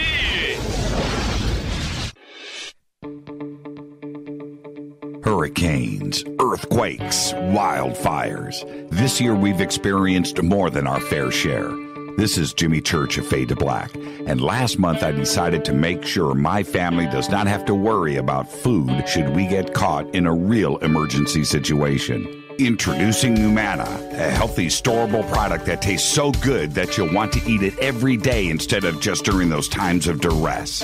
All Numana products have a 25-year shelf life, are MSG and GMO-free, no preservatives, and are made in America. With the Numana pack in your home, you'll be able to sleep at night knowing that you've protected your family. Not only have I tasted and tested, I own it. Now you can too. Just click on the Numana banner on JimmyChurchRadio.com and use the promo code Jimmy when you order. In addition to a discount, we'll send you an autographed Fade to Black t-shirt. Seriously. Go Beckley Tappy. Do you worry a lot? Whether you're a college student, busy professional, parent, or grandparent, ongoing stress and elevated levels of the stress hormone cortisol can rob your memory, your health, and your future. Now you can combat the effects of stress and anxiety while improving your memory and recall at the same time with the dietary supplement Calm and Clever. Studies show that the ingredients in Calm and Clever reduce cortisol by as much as 30% in 1 to 2 weeks. Call 1-800-758-8746 or calmandclever.com. You listen to us, and we listen to you. And so does the CIA. KGRARadio.com. Hi, folks. CBD is the home run hitter for health right now. Why, you ask? Because of what it does for the body. Unfortunately, I can't tell you all about the benefit. You know, there's reasons. Do your due diligence and log on to AncientLifeOil.com. That's AncientLifeOil.com. Ancient Life Oil uses organic ingredients and is blended in coconut oil for some of the best benefits. Legal in 50 states and non-psychoactive. Log on to AncientLifeOil.com. That's AncientLifeOil.com. You are listening to Fade to Black with Jimmy Church on the Game Changer Network. Oi, oi, I'm Reese Evans. You're listening to Jimmy Church. This is Revolution. The revolution will not be televised. The revolution is on radio. Ciao.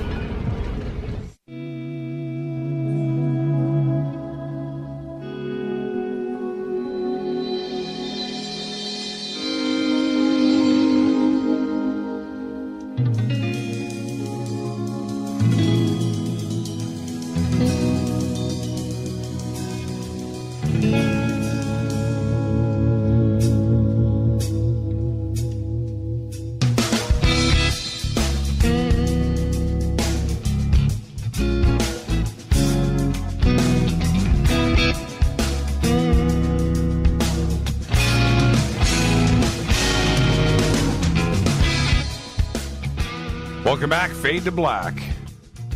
I'm your host, Jimmy Church. Our guest tonight, Reuben Langdon. We're talking channeling, and he's got this series out that he went out and interviewed some extra dimensionals. The channeling was going down, and he did the interviews direct. And my question is a fair one. Did you have an ED? Oh man, it just doesn't sound right, does it? Did you have an ED that you resonated with? Oh yeah, I mean most, if not all, of the channelers in my series, I did resonate with, and you know that's why I sort of follow. You know, I a lot of them I sought out initially because I did resonate with them. I saw some of the materials on YouTube, or somebody, when I first started the series a couple of years ago, people would make recommendations, and I sort of just went by synchronicity and sort of went down that rabbit hole that way, and didn't really have a set schedule, and it's just sort of been evolving in that way. But Daryl Anka, I don't know if he's been on your show. Yes, he has. And Bashar.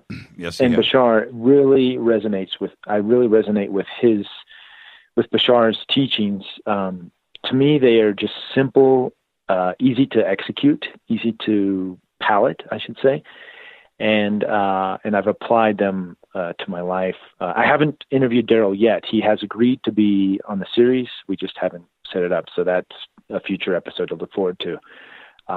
But Daryl and his and the Bashar teachings, for me, they're just super simple and easy to digest, and I really enjoy listening to his stuff. Yeah, years ago, the first time I started to listen to Daryl and Bashar, I went through a really, really bad fixation and phase on that. I couldn't listen to enough of it. And yeah, he's just amazing to listen to, right? And anyway, there was some of it's way out there, so it's hard to palate at first, and especially in the form and the fashion it comes through. Some of it's like, whoa, okay, that's a little. But it's very so eccentric. Sure, but it's also very direct and fluid, and that's exactly. the part that really took me. You know what? Look, Reuben, I'm going to be straight, man. I'm trying to bust these people, right? That's what I'm trying to do. I want somebody to mess up so I can move on and not listen to him anymore. Right. But Daryl, it's hard. I mean, even me too. So when I go into these interviews, I don't give them the questions ahead of time. I don't prepare. I mean, I prepare myself, and I have my list of questions, but I don't tell them. I may a couple of the interviews. I say, okay, this is sort of the general topic I think I want to talk about, but a lot of times it doesn't even. I'll veer way off of that depending on what's coming through. And I'm like, oh, this is more interesting. Let's go over here. So they're not planned. This is all straight out, raw stuff. There's no, here's the answer. Here's the questions, and you can think about the answer. Let's play it out here. It's all coming through raw and fast. There's no another thing you can sort of tell a channeler and a BS artist is if they take a lot of time to think about the answer, then that's the mind thinking. That's in the channeling state. It's like a direct access to higher information that doesn't require calculation.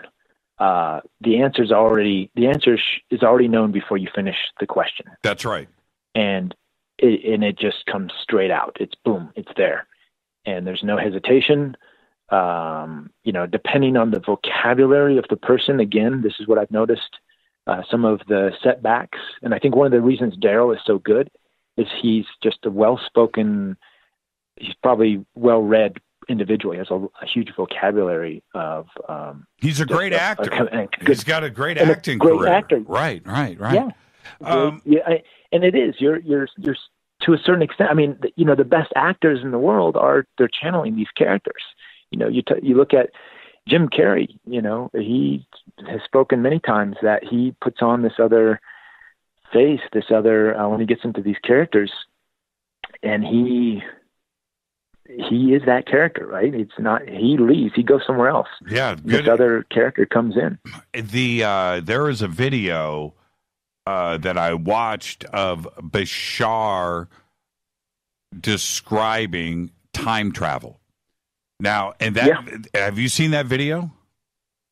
I've heard him talk about time travel a few times, so I don't know if it's that specific video, but it's fascinating. Yeah, because of that video, I've tried to go and find it, and the one that I've watched many, many times and fell asleep listening to it, I can't find it anymore. But the point is, I've never heard time travel described in that fashion, the way that Bashar channels it through Daryl.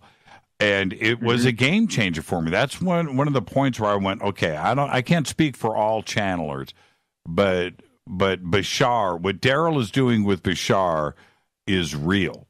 And I don't want to put a stamp on that and say, look, I'm backing this. I'm putting my name behind. I don't want to. I can't do that. I can't go that far.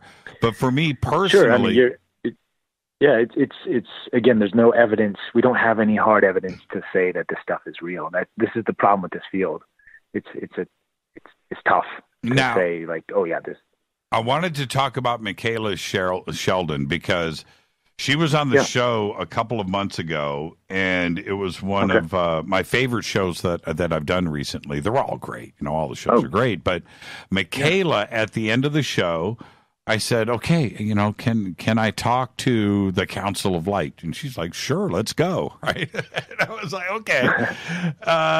And so it was just like you. It was live. It was right there. When you sat down with Michaela before she channeled, how was she as a person?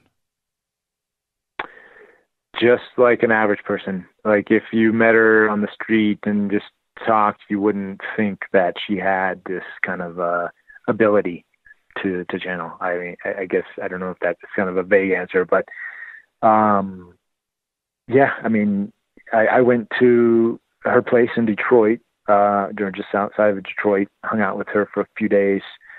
She's a mom. She, does mom things and takes care of her kids. And, she's writing books and she has private sessions and these kinds of things. But just your average person, your average Joe.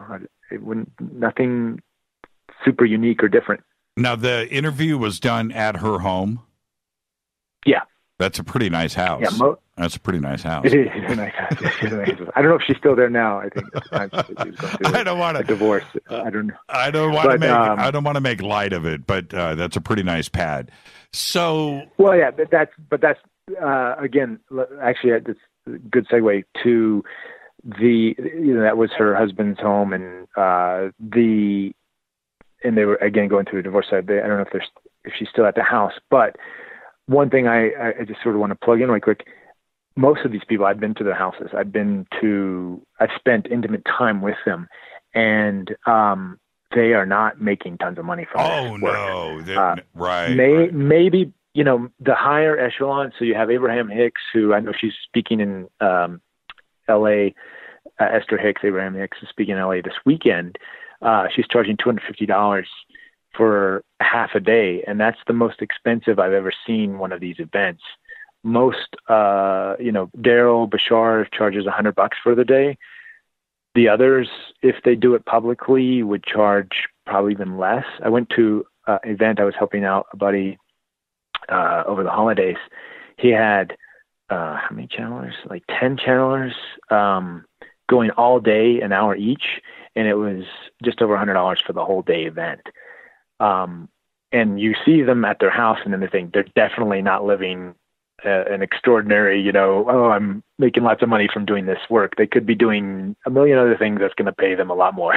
So it's not about the money for sure. No, it's not. The only reason why I said that about Michaela is the interview setting was pretty majestic. Mm-hmm. You were able to just sit there and be comfortable. And it's the way that it's shot in your series, it's just really, really cool.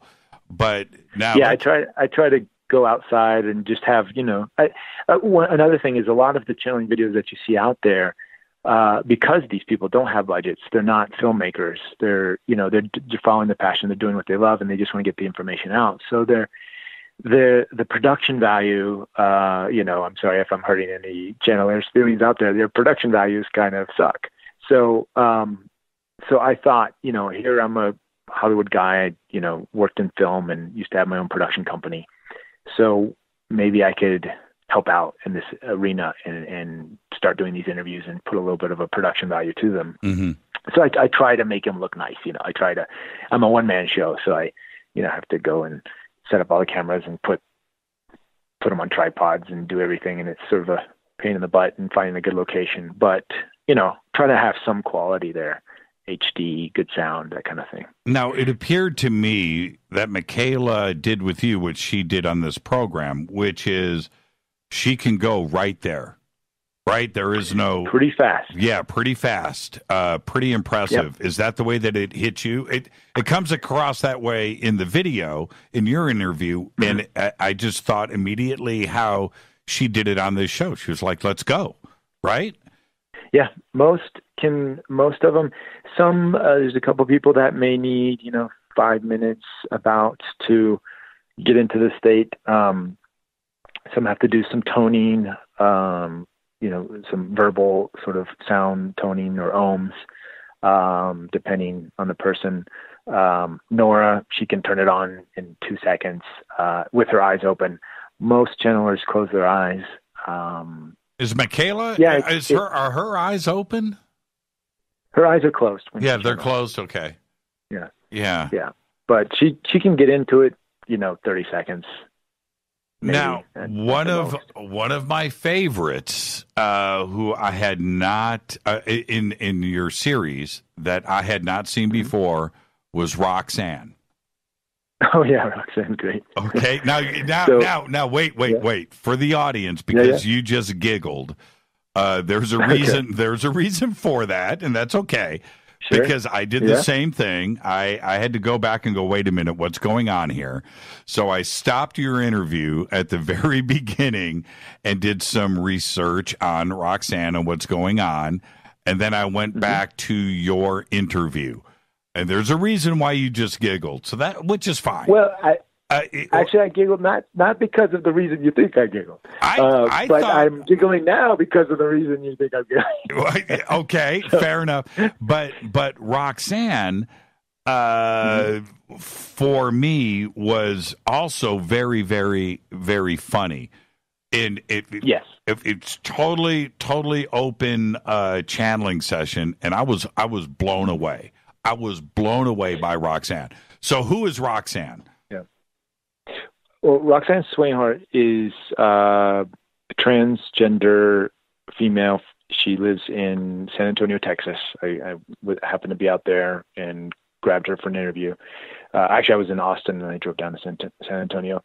And she channels a couple beings, many beings actually, but her main two would be Osifius and Sly, or Sylvester. She calls him Sly for short.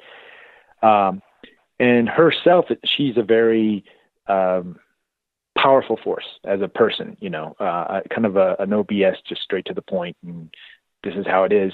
And the energy she channels too is very straight to the point. And it was a fun interview because it was just like, this is the way it is. Boom, boom, boom. And again, all these channelers have different flavors and different personalities that come through. And I was giggling because of Osifius, and Osifius is, it was a fun interview. It was short and quick and just to the point. And yes, there's the other side where Roxanne is also, because of her, she used to be a he. So there you go. Yeah. And I was, the directness of the, I guess to say attitude, the directness of the attitude, she is not holding back. She doesn't care what you think. She's not concerned about any of that image, vocabulary, the subject matter. It's just coming out very, very direct. And I have to say, I really enjoyed that interview. Did you feel like there wasn't a zone that you couldn't go into? If you know what I mean, you could have gone anywhere with that. Oh yeah, absolutely. No, and well, actually, with all of these challenges, the cool thing is, there really is no limits to where to go with this, with the questions, and what I found out, it really is all about the question. In fact, there's an episode that I have on my YouTube channel. It's for free for everybody. Where I was hypnotized, regressed by Barbara Lamb. And I'm sure Barbara's probably been on your show. She's an amazing hypnotherapist, especially in the abduction phenomenon. And I went to her sort of with a request, instead of me getting hypnotized and finding out about all the times I've been on the ships, I was saying, Barbara, is there any way you could hypnotize me? Because I want to channel.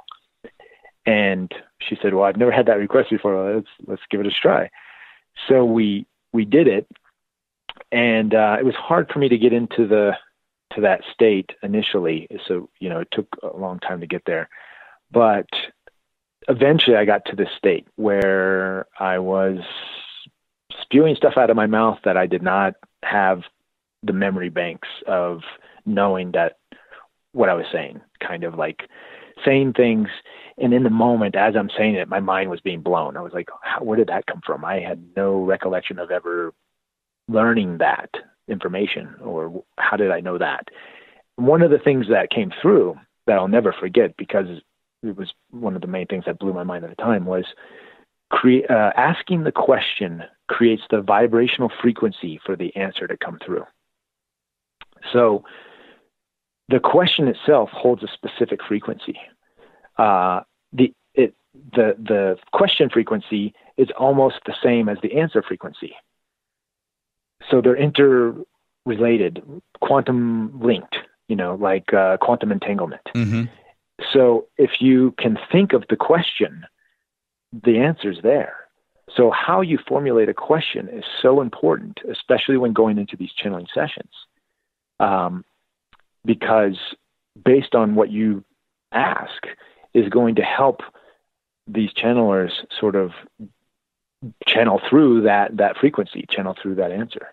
How do you feel? So I've noticed that's key. Yeah, well, I'm sorry. I feel like I interrupted you, and I don't want the audience to No. that. I was just saying that I feel that's a key point to the whole channeling experience is asking the questions. And I'm sure you do, with the work you do on the radio and interviewing all these people, that as well. But it was sort of for me, it was a big revelation, especially because I was in this sort of hypnotic altered state through Barbara Lamb, and this information came through, and I had never heard it put in that way. And when I said it, I'm like, oh my God, mind blown. Holy moly. Exactly. Because now you want to go back and do all of these interviews again. Seriously. Well, if you know what I mean, actually, once you understand that. Luckily with Barbara, it was I was only 2 episodes in. So Barbara was like my 3rd episode, and then I got that information pretty early on. So I've had, since all the 9 or 10 episodes I've done since then, I've had that sort of in mind. So it's been good. Barbara was really helpful with getting that out of me. And also in that state, I got to feel what it's like to channel, I ask in all my interviews, I sort of ask, I have two sets of interviews. One, I interview the person channeling before they channel, and I sort of ask them, the typical, like you're asking me, how did you get into this work? What's going on? Where do you live? What books do you read? What do you follow? And that, and I put those for free on YouTube. And they're then the actual channeling session, I edit down to an hour, and I put on my Vimeo on demand series. And so yes, I do ask money for them, but that helps to go pay for the work that I put into it. Right.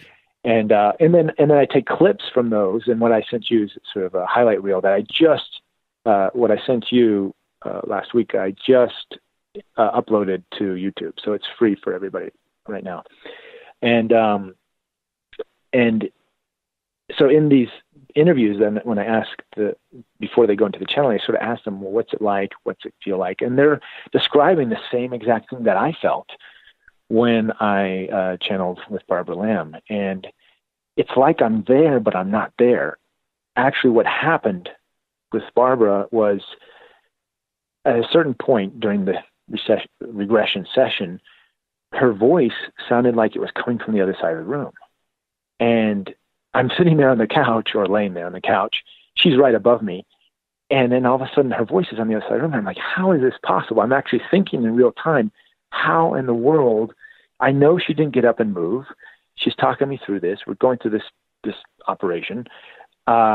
She didn't move. How come I'm hearing her from the other, and it sounds like she's on the other side of the room? That's impossible. What's going on here? We go through the whole session. I sort of come out of it, and then we did a follow-up interview after the session, and I realized she didn't move to the other side of the room. My consciousness moved to the other side of the room. So I actually was out of my body. And it seemed like from where I was observing the situation that she was on the other side of the room, but I was actually moved. I moved aside and allowed some other consciousness to come through me to answer the questions that she was asking. So I can really relate. Did it freak you out? I mean, because now we're getting into the area. Right. Now we are getting into some physics and some quantum areas that would answer this type of phenomena. Did it freak you out? Oh, absolutely. Initially, I was like, "What?" I kept saying, "What the hell is happening here? What's going on?" Right. And and then these things, I just started speaking things that I didn't know were in my mind, and that weren't in my mind, and I didn't have to think about the answer. It just spewed out. Right. And again, going back to flow states, this is what when we all really follow our passion, when we get into artists, doing their thing, dancers, musicians, musicians, everything, you get into this state where it's effortless, where there is no thinking about it, and it's just everything just flows through, and that's what I call a flow state. But that's the same as channeling.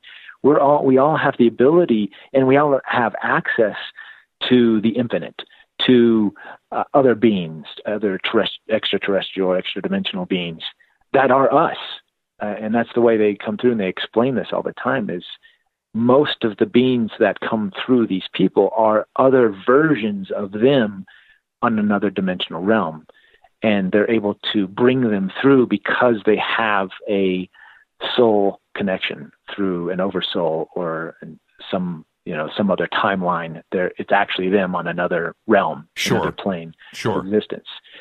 So that's, and we all have access to these other versions of ourselves that have, that are higher frequency versions of ourselves.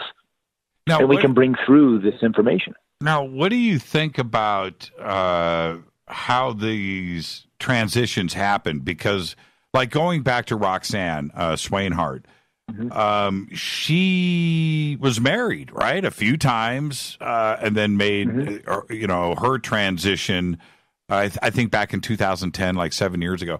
But before then, did not channel. Before then, it was not part of this world. And then now this is happening. What do you think, maybe specifically with her, how this started to happen? Is it because there was this big change in her life, physically, and then and making this change? Did that trigger it? What do you think happened? I'm sure a combination. With her, I think she mentioned she went to an Bashar event, or she went to a local channeling event in her community and sort of had that experience, and she realized that that's possible, and that a lot of light bulbs went off, and she just decided, she's like, that's what I want to do, and started exploring it. And I know Daryl, his story, he went to a same thing, sort of a channeling class, and then all of a sudden, he has a great documentary out called First Contact that sort of goes into depth into his story. They all most people have had some form of exposure to sort of the phenomenon already. Some people had just gone into deep meditations or been meditating their whole life, and then all of a sudden started communicating with these other beings in the meditative state, and then sort of had a dialogue with these other beings in that meditative state to say, hey, why don't we start channeling you, and let's figure out how to do that. And then it would take them a few years to do that. So it kind of differs for everyone, but yet it's somewhat similar. Most of them too have from a young age been either contactees or intuitive, or it had, unusual things going on with them in that sense from a very young age. Yeah, let's take a break. Sort of already primed. Let's take a break right here. And when we come back, I do want to talk about some of the more popular channelers out there and get your take on what's going on there. And I'll also open up the phone lines, 323-825-5045. This is Fade to Black. Our guest tonight, Reuben Langdon. We'll be right back. Hi, everybody. This is Rob Halford, the Metal Guard on JimmyChurchRadio.com. This is KGRA Digital Broadcasting Station. Salt Lake City, Utah. Van Buren, Arkansas. Okay, nurse, let's get this man to the ER stat. Right away, doctor. We see this every day. Heart attack or angina pain due to blocked and clogged arteries. Chelation can remove obstructions or blockages from arteries and help avoid painful and expensive surgery. Now there's Angioprim. It's a liquid oral chelation product that you take with juice. You start to feel the results fast. Angioprim increases blood flow all over the body, and that means more energy and strength to take on the day with less aches and pains. 60 years of research has gone into chelation, and Angioprim is the result. A safe and easy way to unblock your veins and arteries from buildup that slow circulation. Paging Dr. Jones. Please report to the emergency room right away. Log on now for a special radio offer from Angioprim. That's angioprim.com/radio. ANGIOPRIM. Angioprim.com/radio or call 877-882-7221. That's 877-882-7221. So, you love talk radio? Then you'll love TalkStreamLive.com. TalkStream Live is always on, 24/7 with the best streaming talk shows. Find your favorite talkers and discover some new ones. It's free, readily available online or on any smartphone or tablet. Finding your favorite talk shows all in one place has gotten a whole lot easier. Just go to TalkStreamLive.com. Be sure to download the free apps from Google Play or the iTunes App Store. Your contact for current news and trending topics. KGRARadio.com. Hello, Fadernauts. This is Jimmy Church, and I'm introducing New Pharma, a company whose products are based on science. Human function based on the endocannabinoid system, or ECS. New Pharma firmly believes in this science, and their research indicates that support of the ECS provides the beneficial effects for a healthy lifestyle. New Pharma's science includes relief capsules for pain relief, sleep capsules, which are natural support for occasional sleeplessness. Foundation is support for your ECS, and Fit capsules support your active lifestyle. Just click on the banner at JimmyChurchRadio.com and use the promo code F2B for a 33% discount on all of their products. Or visit newpharma.com for all of the knowledge on the science. That's GNUpharma.com. Go Beckley Tappy. Did you know that when you're on the road with limited data or Wi-Fi available, you can still listen to every minute of Fade to Black by just calling 605-562-4482. No smartphone, app, or internet needed. It saves your data plan and no extra cost if you have unlimited minutes. Just call 605-562-4482. You can listen to me, Jimmy Church, on any phone, anytime, anywhere. Go Beckley Tappy.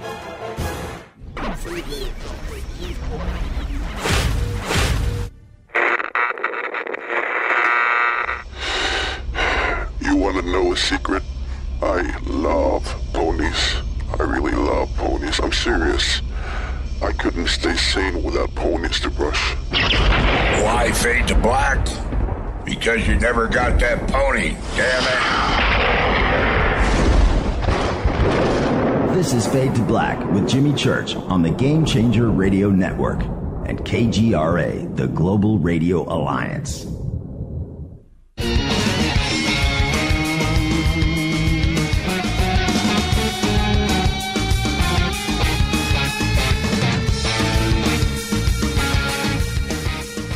Welcome back, Fade to Black. I'm your host, Jimmy Church. Our guest tonight, Reuben Langdon. We're talking channeling. His new video series is out. This segment of Fade to Black is proudly brought to you by Numana. Emergency food storage for you and your family. 25-year shelf life, MSG and GMO free.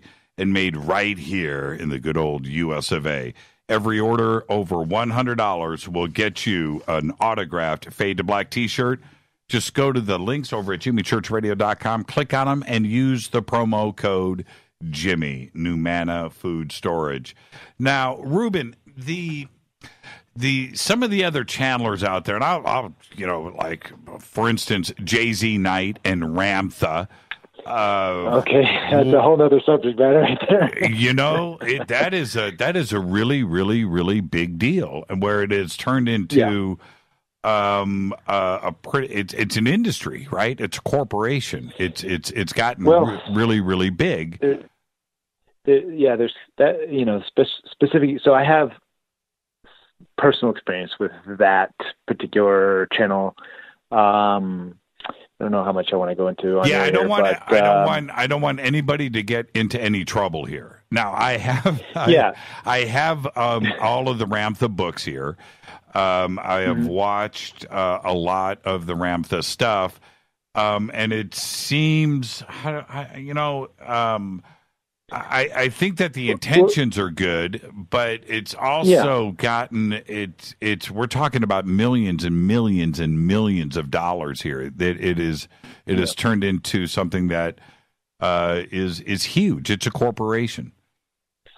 Well, and let me and this comes straight from guys like Bashar, Daryl, or Nora, some of the others that I've interviewed.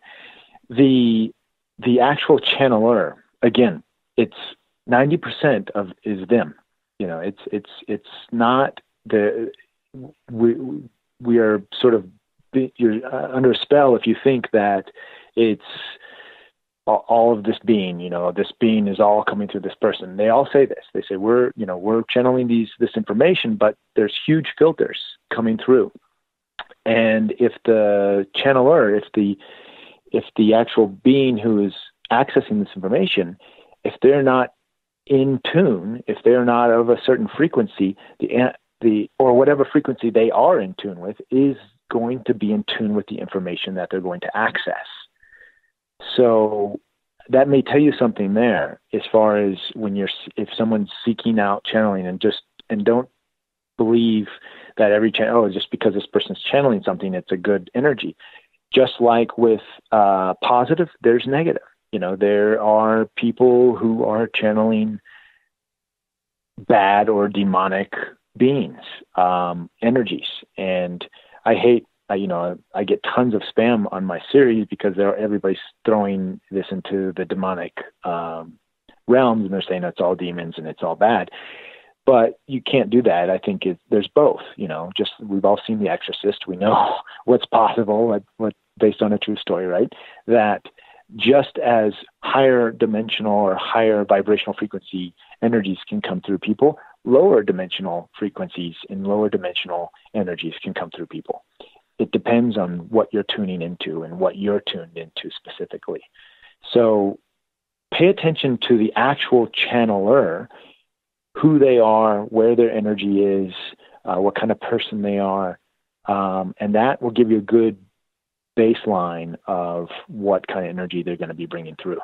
Let's take a couple of phone calls here. Hi, you're live on Fade to Black. Say hi to Reuben. Who's calling? This is Squid. How you doing? Hi, Squid. Say hi to Reuben.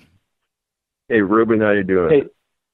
Hey, Squid. How's it going? Hey, good. So I want your take on Maria Orsic. I'm sorry, who? Maria Orsic. Oh, I don't think I've done much investigations with her. Okay. I apologize. Oh, really? So what's okay. I can't give you You should answer. research her. Definitely.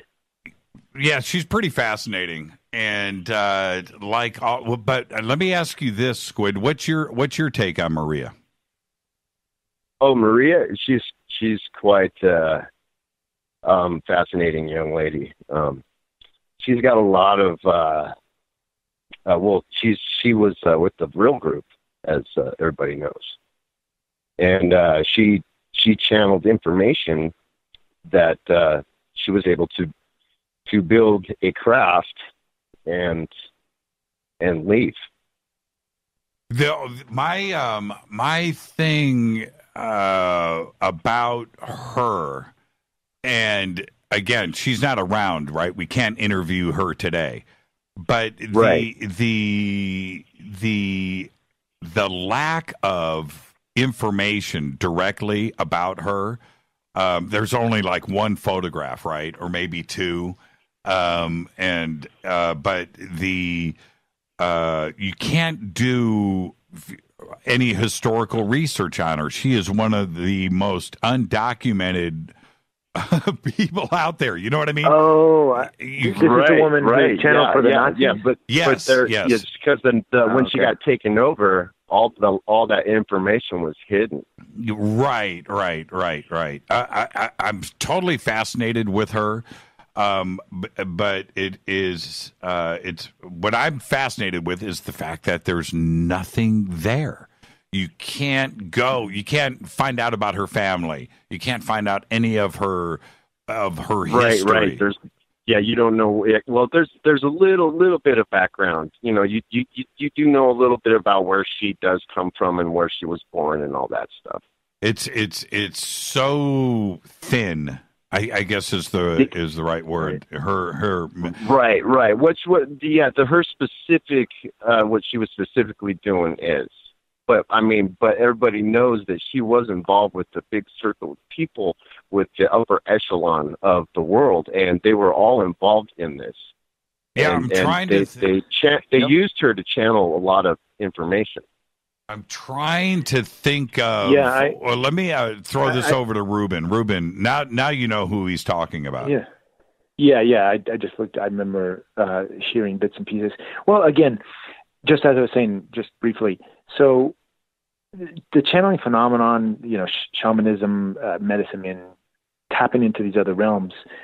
It goes both ways. You can channel higher vibrational energy, you can channel lower dimensional or lower vibrational energy, and it can be used for good or it can be used for bad.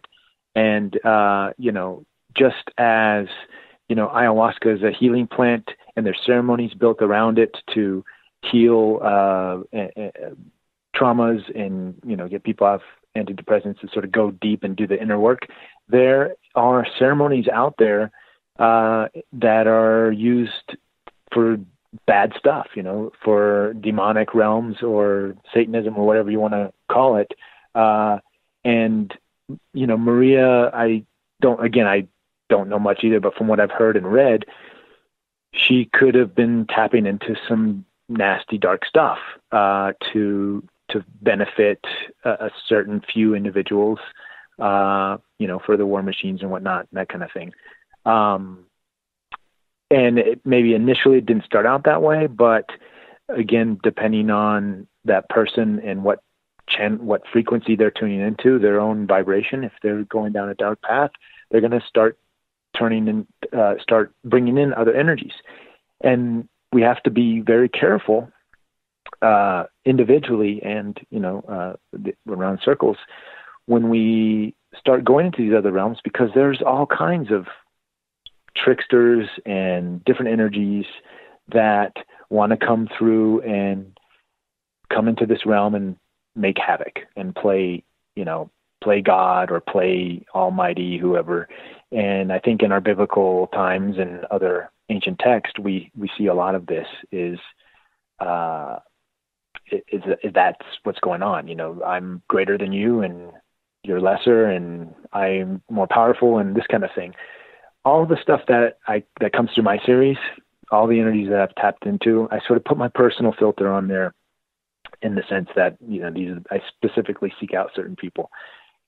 And the message is clear and it's the same. There are no hierarchies. We're all in this together. We're all trying to uplift each other's societies, their society, even though they may already be up from our perception, an uplifted society, they still have things they can learn from us. We can still learn from them. It's an equal exchange. There is no such thing as hierarchy. So these are the things that you kind of look for. Yeah. And these can kind of be your filters when seeking out. I love putting my series out there because it's sort of like a buffet of channelers for people to resonate with and pick the one that resonates with you, disregard the rest. All this information it's I'm not saying it's the gospel truth. If it benefits you in some way, take it, use it. If not, throw it away. Yeah, the Vril, that whole part of Nazi history and the connection with everything that was going on when it comes to the supernatural and what the Nazis were pursuing. Yeah. And to go back, and when you jump into it, the historical record wants to say the Vril Society never existed, right? There's no proof that there's no proof that Maria and her group ever existed. It's pretty interesting how that part of it, because there's a foundation where there's smoke, there's fire, Reuben, and it's a really fascinating angle on all of this. Let's go back to the phones. Hi, you're live on Fade to Black. Who's calling? This is Marie, and I had a question regarding channeling, I guess, the dead. Have you ever heard of channeling Eric? She seems to be getting a lot of momentum. Say that again? It cut out there, Have Marie. you ever heard of channeling Eric? Eric. It's Eric. There's a doctor. She's a doctor who her son, I guess, committed suicide, and now she has a full program where she channels him, and he comes through and he brings kind of famous people, and they ask questions. Have you ever heard of that? Mm-hmm. I have actually in a upcoming episode. I interviewed a woman named Diet who started off channeling people who have passed, more of in her circle of friends and family and this kind of thing, grandparents. So, and many people do, many of these channelers do tap into that sort of recently deceased energy. And it blows my mind every time too. It's just, just as if you're talking to an extraterrestrial, you're talking to people who, or consciousnesses who are no longer living on this planet, but seem to have all the information as if they were there for real. And then the person doing the channeling has no idea what that person, the person that they're channeling doesn't really have any connection to that person, doesn't know the details. And I've been in some private sessions where deceased people have come through, and it's an amazing phenomenon. I mean, this whole channeling thing, sure, that person could be, could have done some research on you and saw that so-and-so is deceased. But a lot of the times stuff that comes through, for example, Chuck Bergman. Have you heard of, Jimmy, have you heard of Chuck? Yes, I have. The psychic cop? Mm-hmm. He's amazing. He is absolutely amazing. I met him in person. I was sort of a fly on the wall during a session with Bruce Lee's brother, and he brought through Bruce Lee, and Bruce Lee's brother was in tears after the session because some of the things were so accurate and so precise that only Bruce's brother and Bruce knew. Like, there's no way, and Chuck didn't know really. I mean, he knew who Bruce Lee was, but didn't. I interviewed Chuck before the session and afterwards, and it's a real phenomenon. I mean, to dismiss it would be a disservice to humanity, like some of this information coming through. Now, again, like I just said, tricksters can come through. They can play as if they're different energies. They can act like they could say, I'm Bruce Lee, and put on that face. So you really have to pay attention to who's channeling the material, and if that person resonates, and if you feel that that's a good person, and there's really something there. Would you it's a real phenomenon. Have an opinion if the person is being channeling the dead's higher self, or is it more of a lower vibration? No. I mean, when people sort of exit this reality, I'm sure you've heard of the Akashic records, right? It's like the universal library of all that there is, all information. The consciousnesses exist non-locally, right? My consciousness is in the space-time continuum of now, and the way I perceive it in this linear reality. But in real reality, when you get beyond this realm, there is no limitation. There's no space-time. Space-time is an illusion. So consciousness is accessible from anywhere, any place in the universe. And when you have a deceased consciousness, right, it's the same, that consciousness, just because the physical body deceases doesn't mean that the consciousness of that spirit ceases to exist. It may be harder to access in this realm because in this realm we have certain rules and physics that we play with, but you can still access that consciousness. Doesn't mean it's demonic or low or anything like that. I hope that answers your question. Thank you, Marie. It does. Yeah, absolutely. I appreciate the phone call. And when channeling the dead, I tend to back up a little bit. That's where my BS meter goes off somewhat, because you are definitely messing with somebody's emotions. And so everybody wants to talk to a dead relative. I want to talk to my mom, right? Sure. And when the channeler, because I don't really think that is channeling. Okay, that's my own take. As opposed to communicating with Ramtha or a Bashar or so forth. But when you are talking to somebody and you say, I'm getting the sense of somebody that has a letter A in their name. Dude, right? It's just like, stop right there. Did you just have somebody pass away? Well, yeah, we all did. That's why you got to go to guys like Chuck. I try to stay away from those others too, because it's too vague. Right. Chuck, from my experience, is just super specific with the information that's coming through. He's not asking like, hey, or these are. And he specifically, with his work, he specifically asked to be with family members who can verify very specifics. So when he pulls through information, he's like, okay, I'm saying this, and this, and that way the family member can sort of verify those specific things before so he knows himself that he's tapping into the right energy. Because even he said the same thing. He said, I don't, without those specifics that the family member, I don't know, I could be tapping into anything, who knows what's coming through. Yeah, that's right. And he wants to verify that. Yeah. I check out when I hear the chant. Did your aunt wear shoes? Dude. I just, you know what I mean? I just check out. Okay, let's go back to the phones. Hi, you're live on Fade to Black. Say hi to Reuben. Hey, Jimmy. Hey, Reuben. It's Ryan from Arizona. Hey, Ryan from Arizona. How are you? Hey, Ryan. I'm doing great. What do you have for Reuben? So, Reuben, I've been following you for about a year and a half now, and I just found out tonight that you're the voice of Dante, which is so awesome. I have a pretty strong emotional You've been following me for a year and you just found that out? Awesome. Yeah. All right.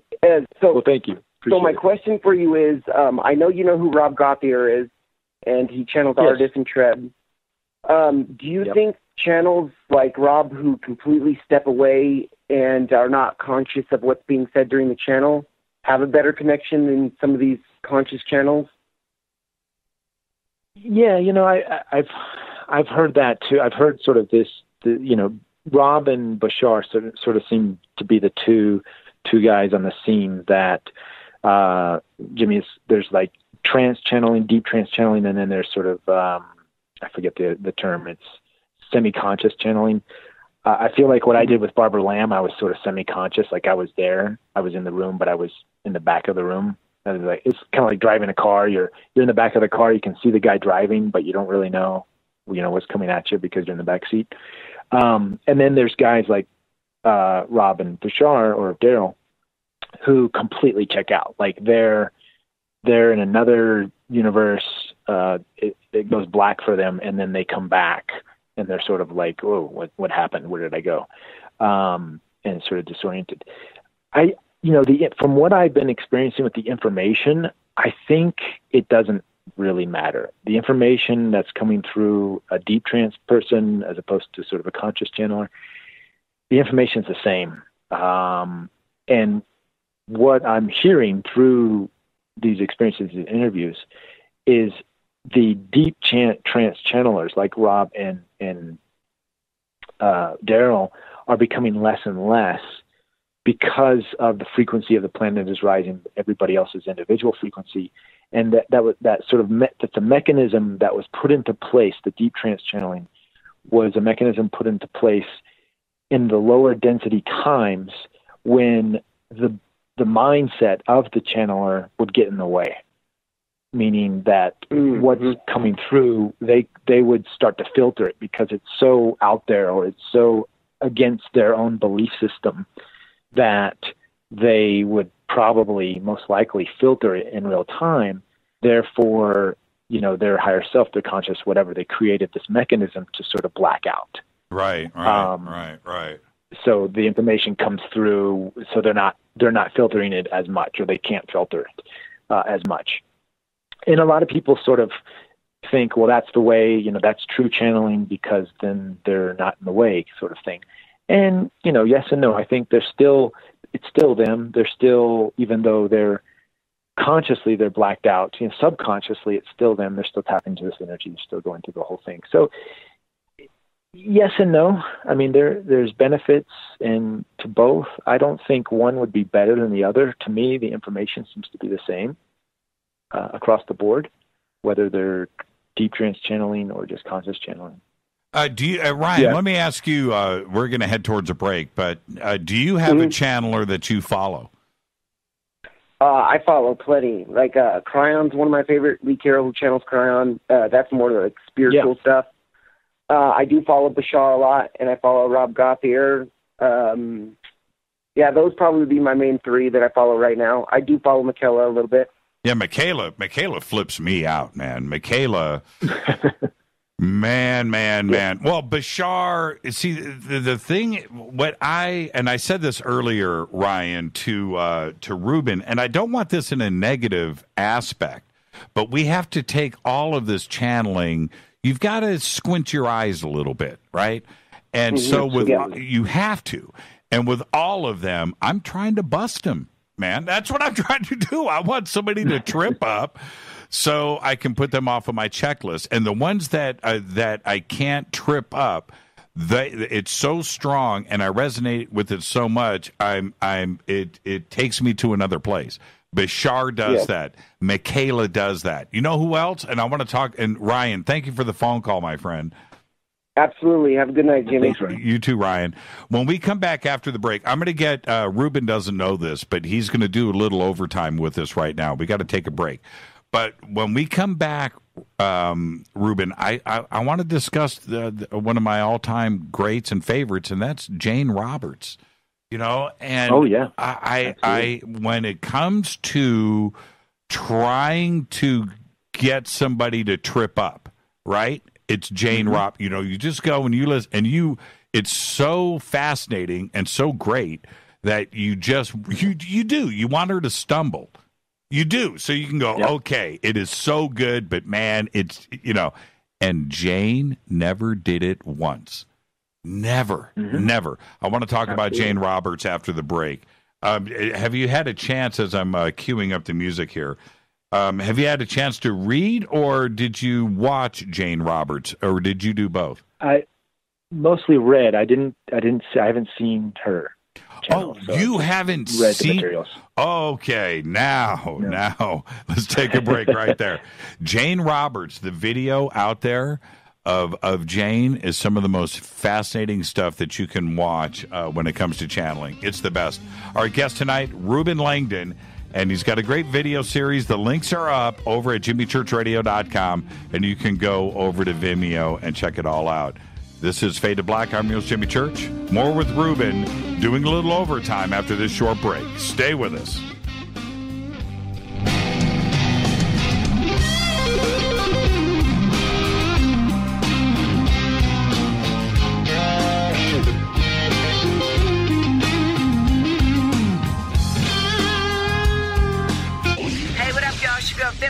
Here, and you are listening to my boy Jimmy Church on jimmychurchradio.com. Despite popular opinion, reading a book will not make you smarter, but listening to Jimmy Church will. So you went to dinner last night, you had your favorite pasta. Ugh. Or maybe you had a heavy, spicy meal and it left you. Ugh. GetTheTea.com. Maybe you mowed down a huge steak and your plumbing is all plugged. Ugh. GetTheTea.com. Our super strength tea will take care of your occasional. Ugh. It's all organic and non-GMO. Get rid of ugh. We have so many great supplements, but our super tea is number one. GetTheTea.com. That's GetTheTea.com. So, you love talk radio? Then you'll love TalkStreamLive.com. TalkStream Live is always on, 24/7 with the best streaming talk shows. Find your favorite talkers and discover some new ones. It's free, readily available online or on mobile with any smartphone or tablet. Finding your favorite talk shows all in one place has gotten a whole lot easier. Just go to TalkStreamLive.com. Be sure to download the free apps from Google Play or the iTunes App Store.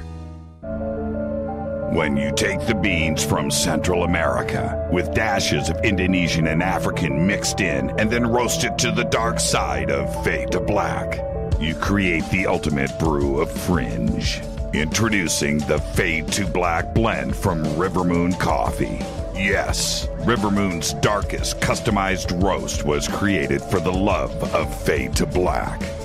The alchemy of masterful roasting and smoking the beans is in every sip of this full-bodied, dark Java. I need my coffee dark, deep, with distinct bittersweet chocolate highlights, just like the bunker. Leaning further into the darkness of the roast is Fade to Black blend from Rivermoon Coffee. Just click on the banner at jimmychurchradio.com and use the promo code F2BBLEND for 15% off of your order today. Go Beckley Teppy.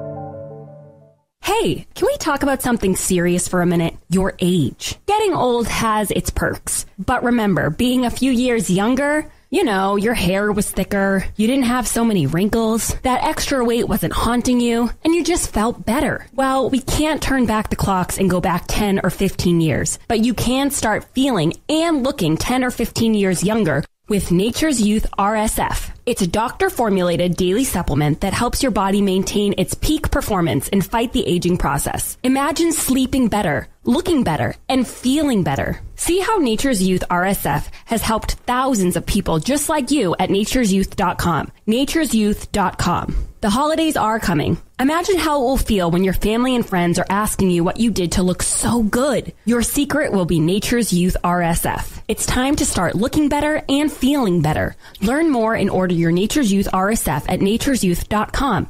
That's nature'syouth.com. Erica, Brittany, Gabby, and you're listening to JimmyChurchRadio.com. It's not a lifestyle we chose. We were born this way. KGRARadio.com.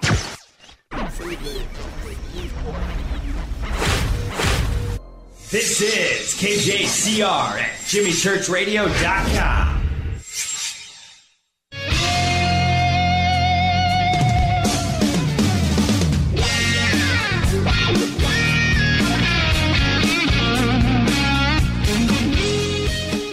Welcome back, Fade to Black. Our guest tonight, Reuben Langdon, and we're talking about channeling. He's got an excellent series out. It's over on Vimeo. You can click on the links over at jimmychurchradio.com and go check it out. And Seth, I just said Seth. I just channeled right there. That just came out. That was Seth, man. Seth. I was just watching Seth on YouTube during the break. Oh man, that is just nuts. The reason why I brought up Jane Roberts is because when you read the Seth materials, right, and you're reading it, and then you see her channel, then you get this correlation. You know, you're connecting the dots between her and Seth and how it's getting done. But when you see her interviewed, right, just talking in her normal tone of voice and her personality and what she's about, also because she had some physical issues too as well that she was dealing with.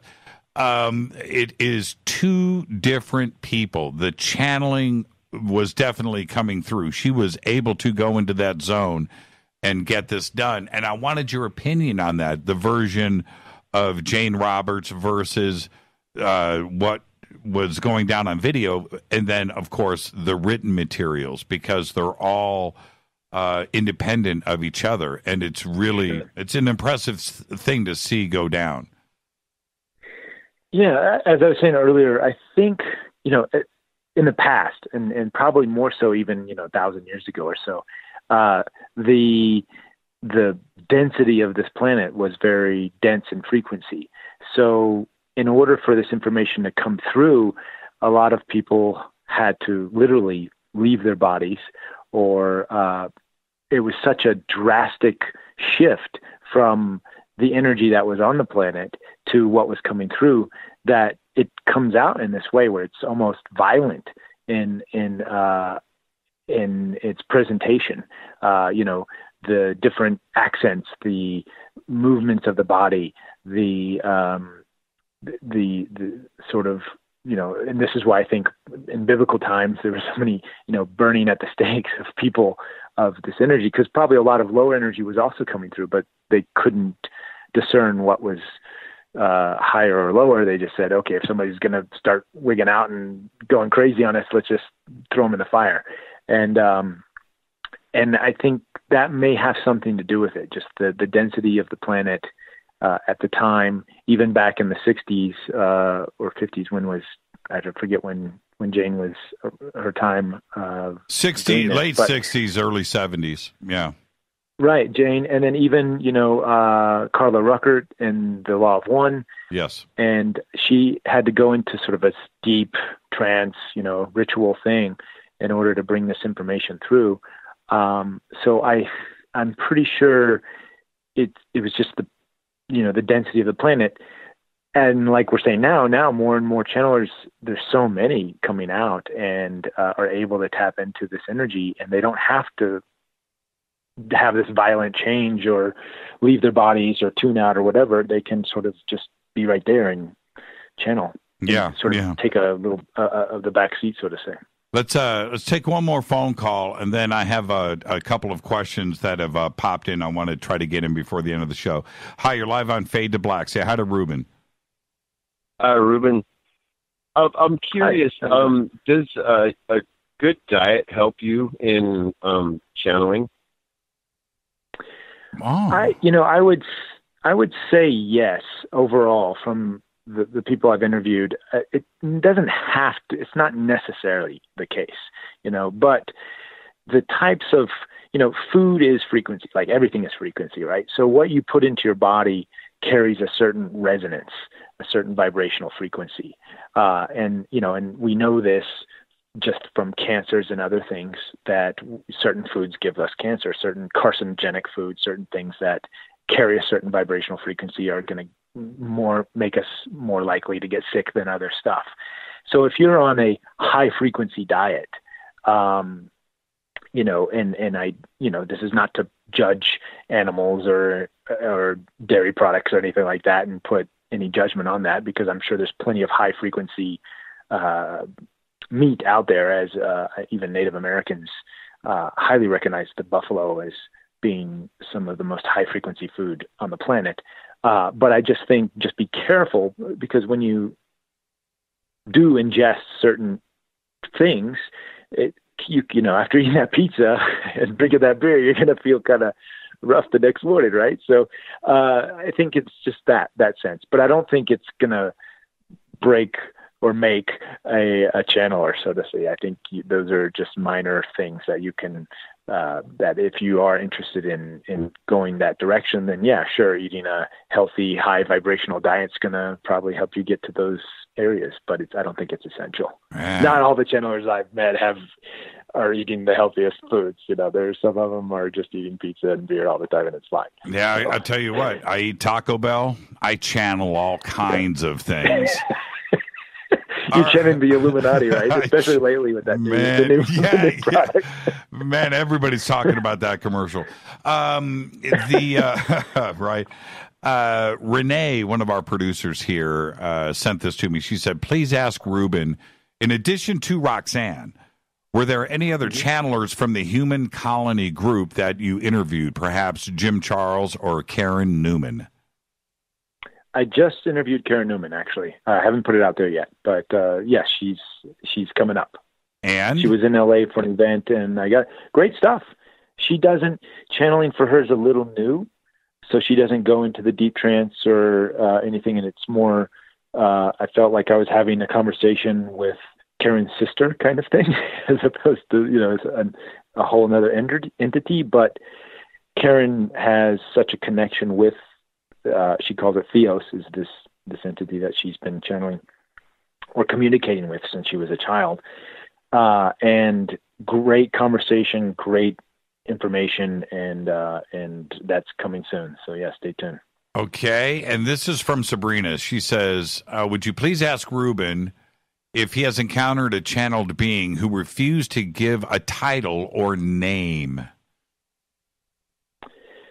No, not yet, because most of the time when I go into seeking the channelers, or again through synchronicities, they'll sort of show up or people introduce me to them. They've sort of already been established.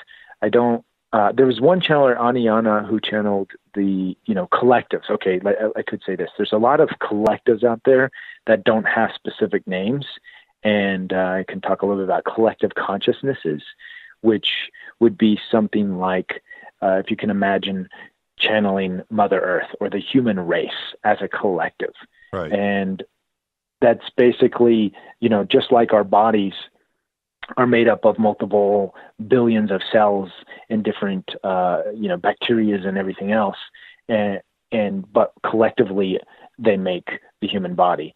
And it'd be like talking to the human body, say the Earth as the human body, or talking to an individual cell, like a lung cell that's going to have a specific perspective and a duty to be this part of the lung.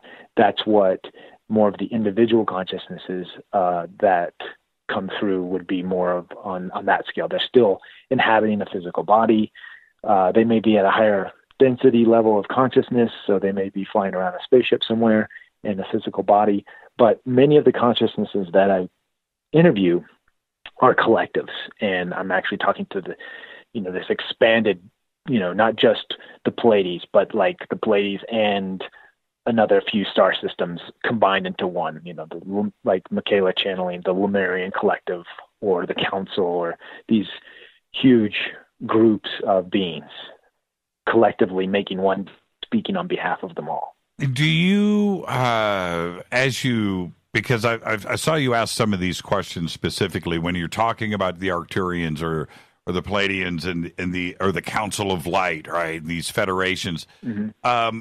Do you have the ability to differentiate? To me, it all kind of blends together. I don't know the personalities of each one yet. Yeah. Do you understand where they're all coming from? At first, it all just seemed like one big glob of information. But the more I've been getting into the information, the more I do my own meditations, and I can sort of sit with this material, and I'm being exposed to it with the editing, and able in my own meditations, able to tap into these consciousnesses on my own.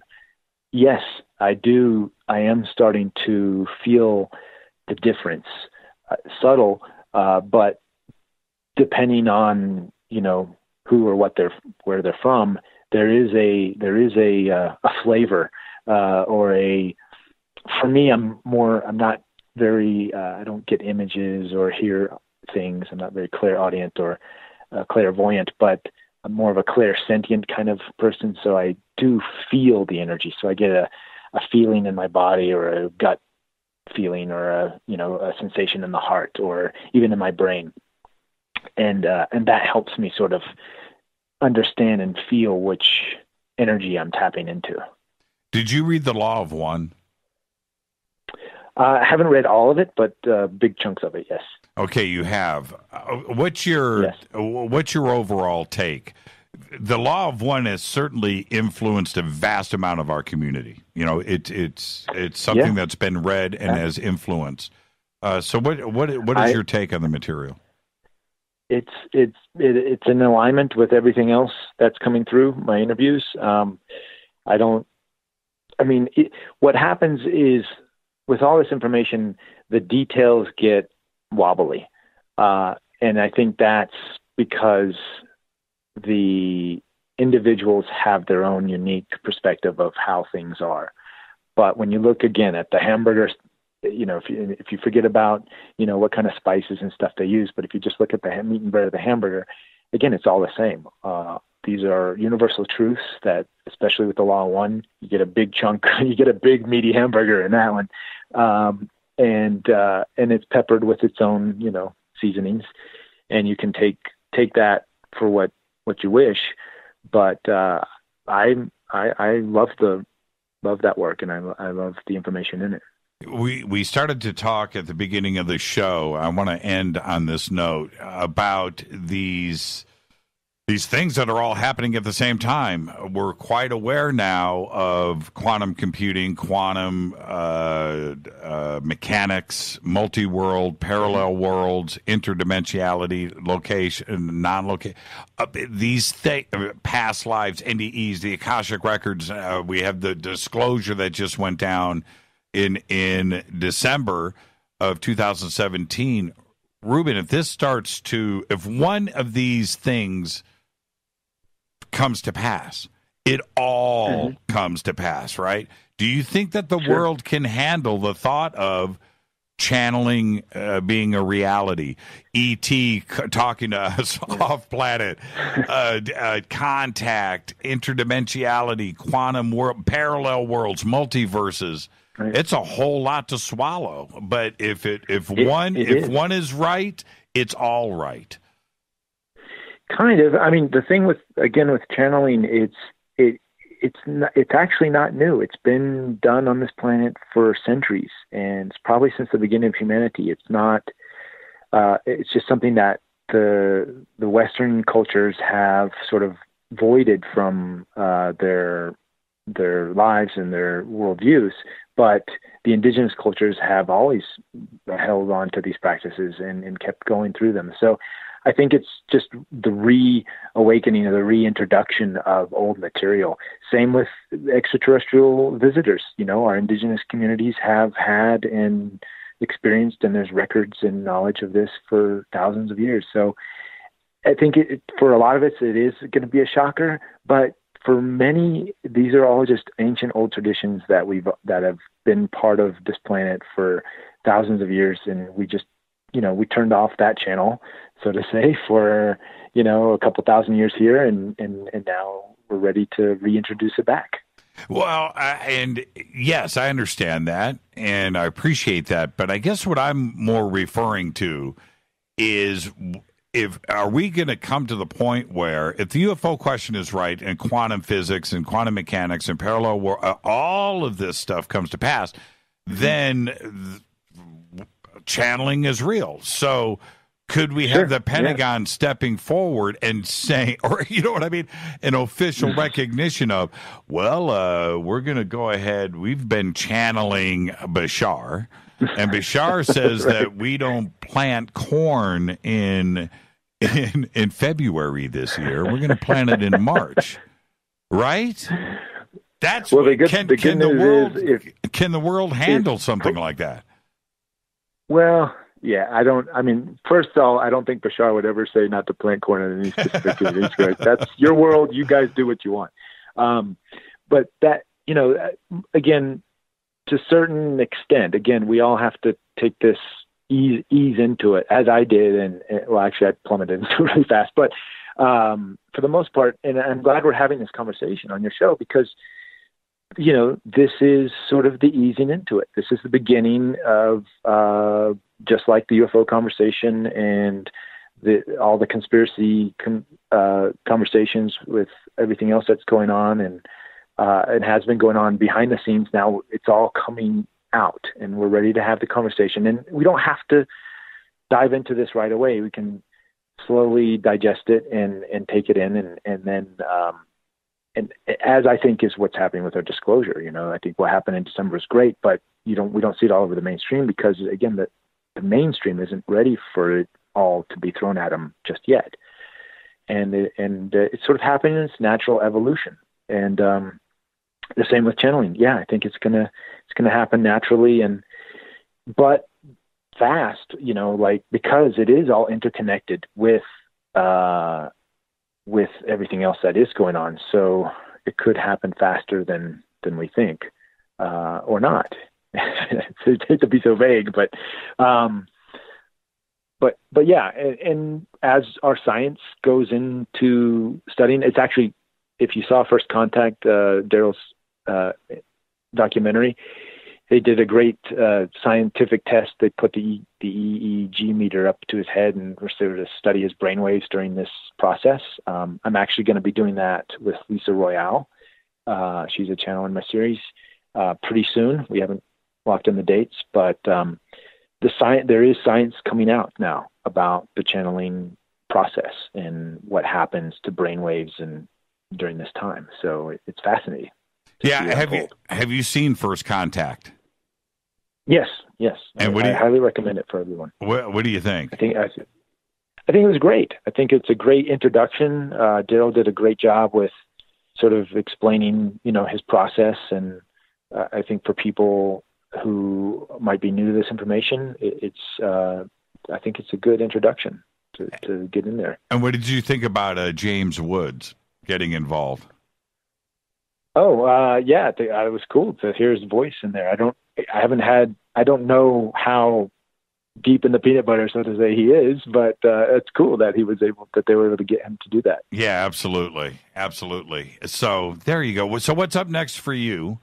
Are you going to continue the process? Is there, are you going to have like a season 2? Are you going to continue the interviews of, I want to say ED. Are you going to continue? Yeah, interviews with Ed. Yeah, I have, 4 more episodes shot that I'm currently editing, doing the post work on.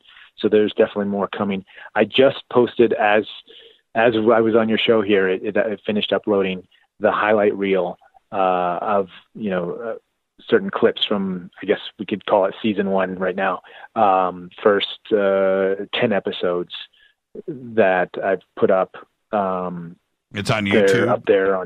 It's on YouTube, on my YouTube channel, Interview with Ed. And yeah, so there's more of this coming. I'm working on a documentary, again, following sort of the shamanic practices of ayahuasca and shamanism, and going deep into the indigenous teachings from South America as well as North America, the eagle and the condor myth. And hopefully we'll have it done in time for Paula Harris's conference next year, or this year now, I should say, in November in Laughlin. Her theme is going to be all about indigenous cultures and ET contact. So hopefully we'll have that ready for her. Is it possible to, just like you did with the interviews with Ed, is it possible to interview somebody that is doing the ayahuasca ceremony? Is it possible? Yeah, that's what's in my new documentary. In real time, in real time.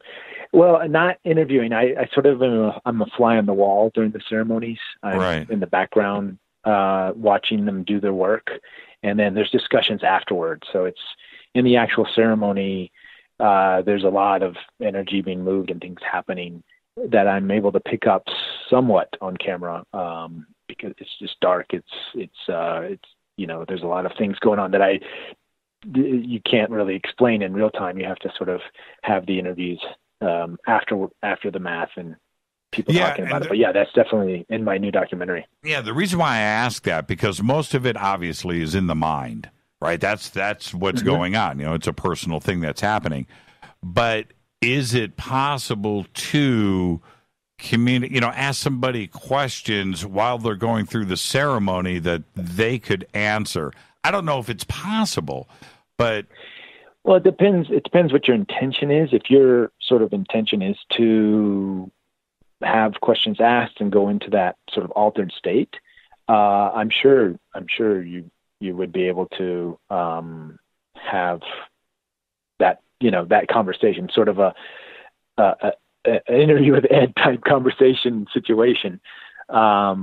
but it's its own unique work. I think the way the traditional ayahuasca ceremonies following the Amazon traditions are sort of set up in a ceremony way that are using traditions that have been passed on for thousands of years. So, with instruments and chants and specific wordings and it's a very unique. It's its own thing that's used to help purge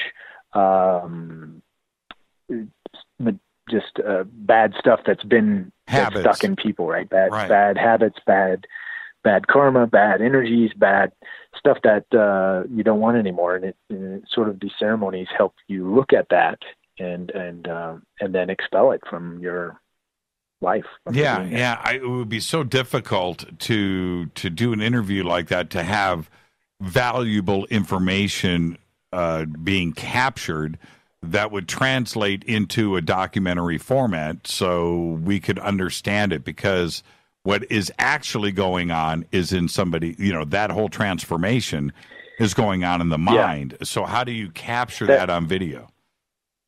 Well, the main thing I've been capturing is the individual journeys of the people in the ceremonies. Sure. So it's really their individual journey, and that's actually because I had sat in ceremony twice, and I had my own profound experiences, but the testimonies and to see the transformations, people who are addicted to heroin addicts or even over-the-counter drugs, who people would, antidepressants, or just downing them just to escape life, and had so many traumatic experiences, as a child, and then their life is just messed up for whatever reason.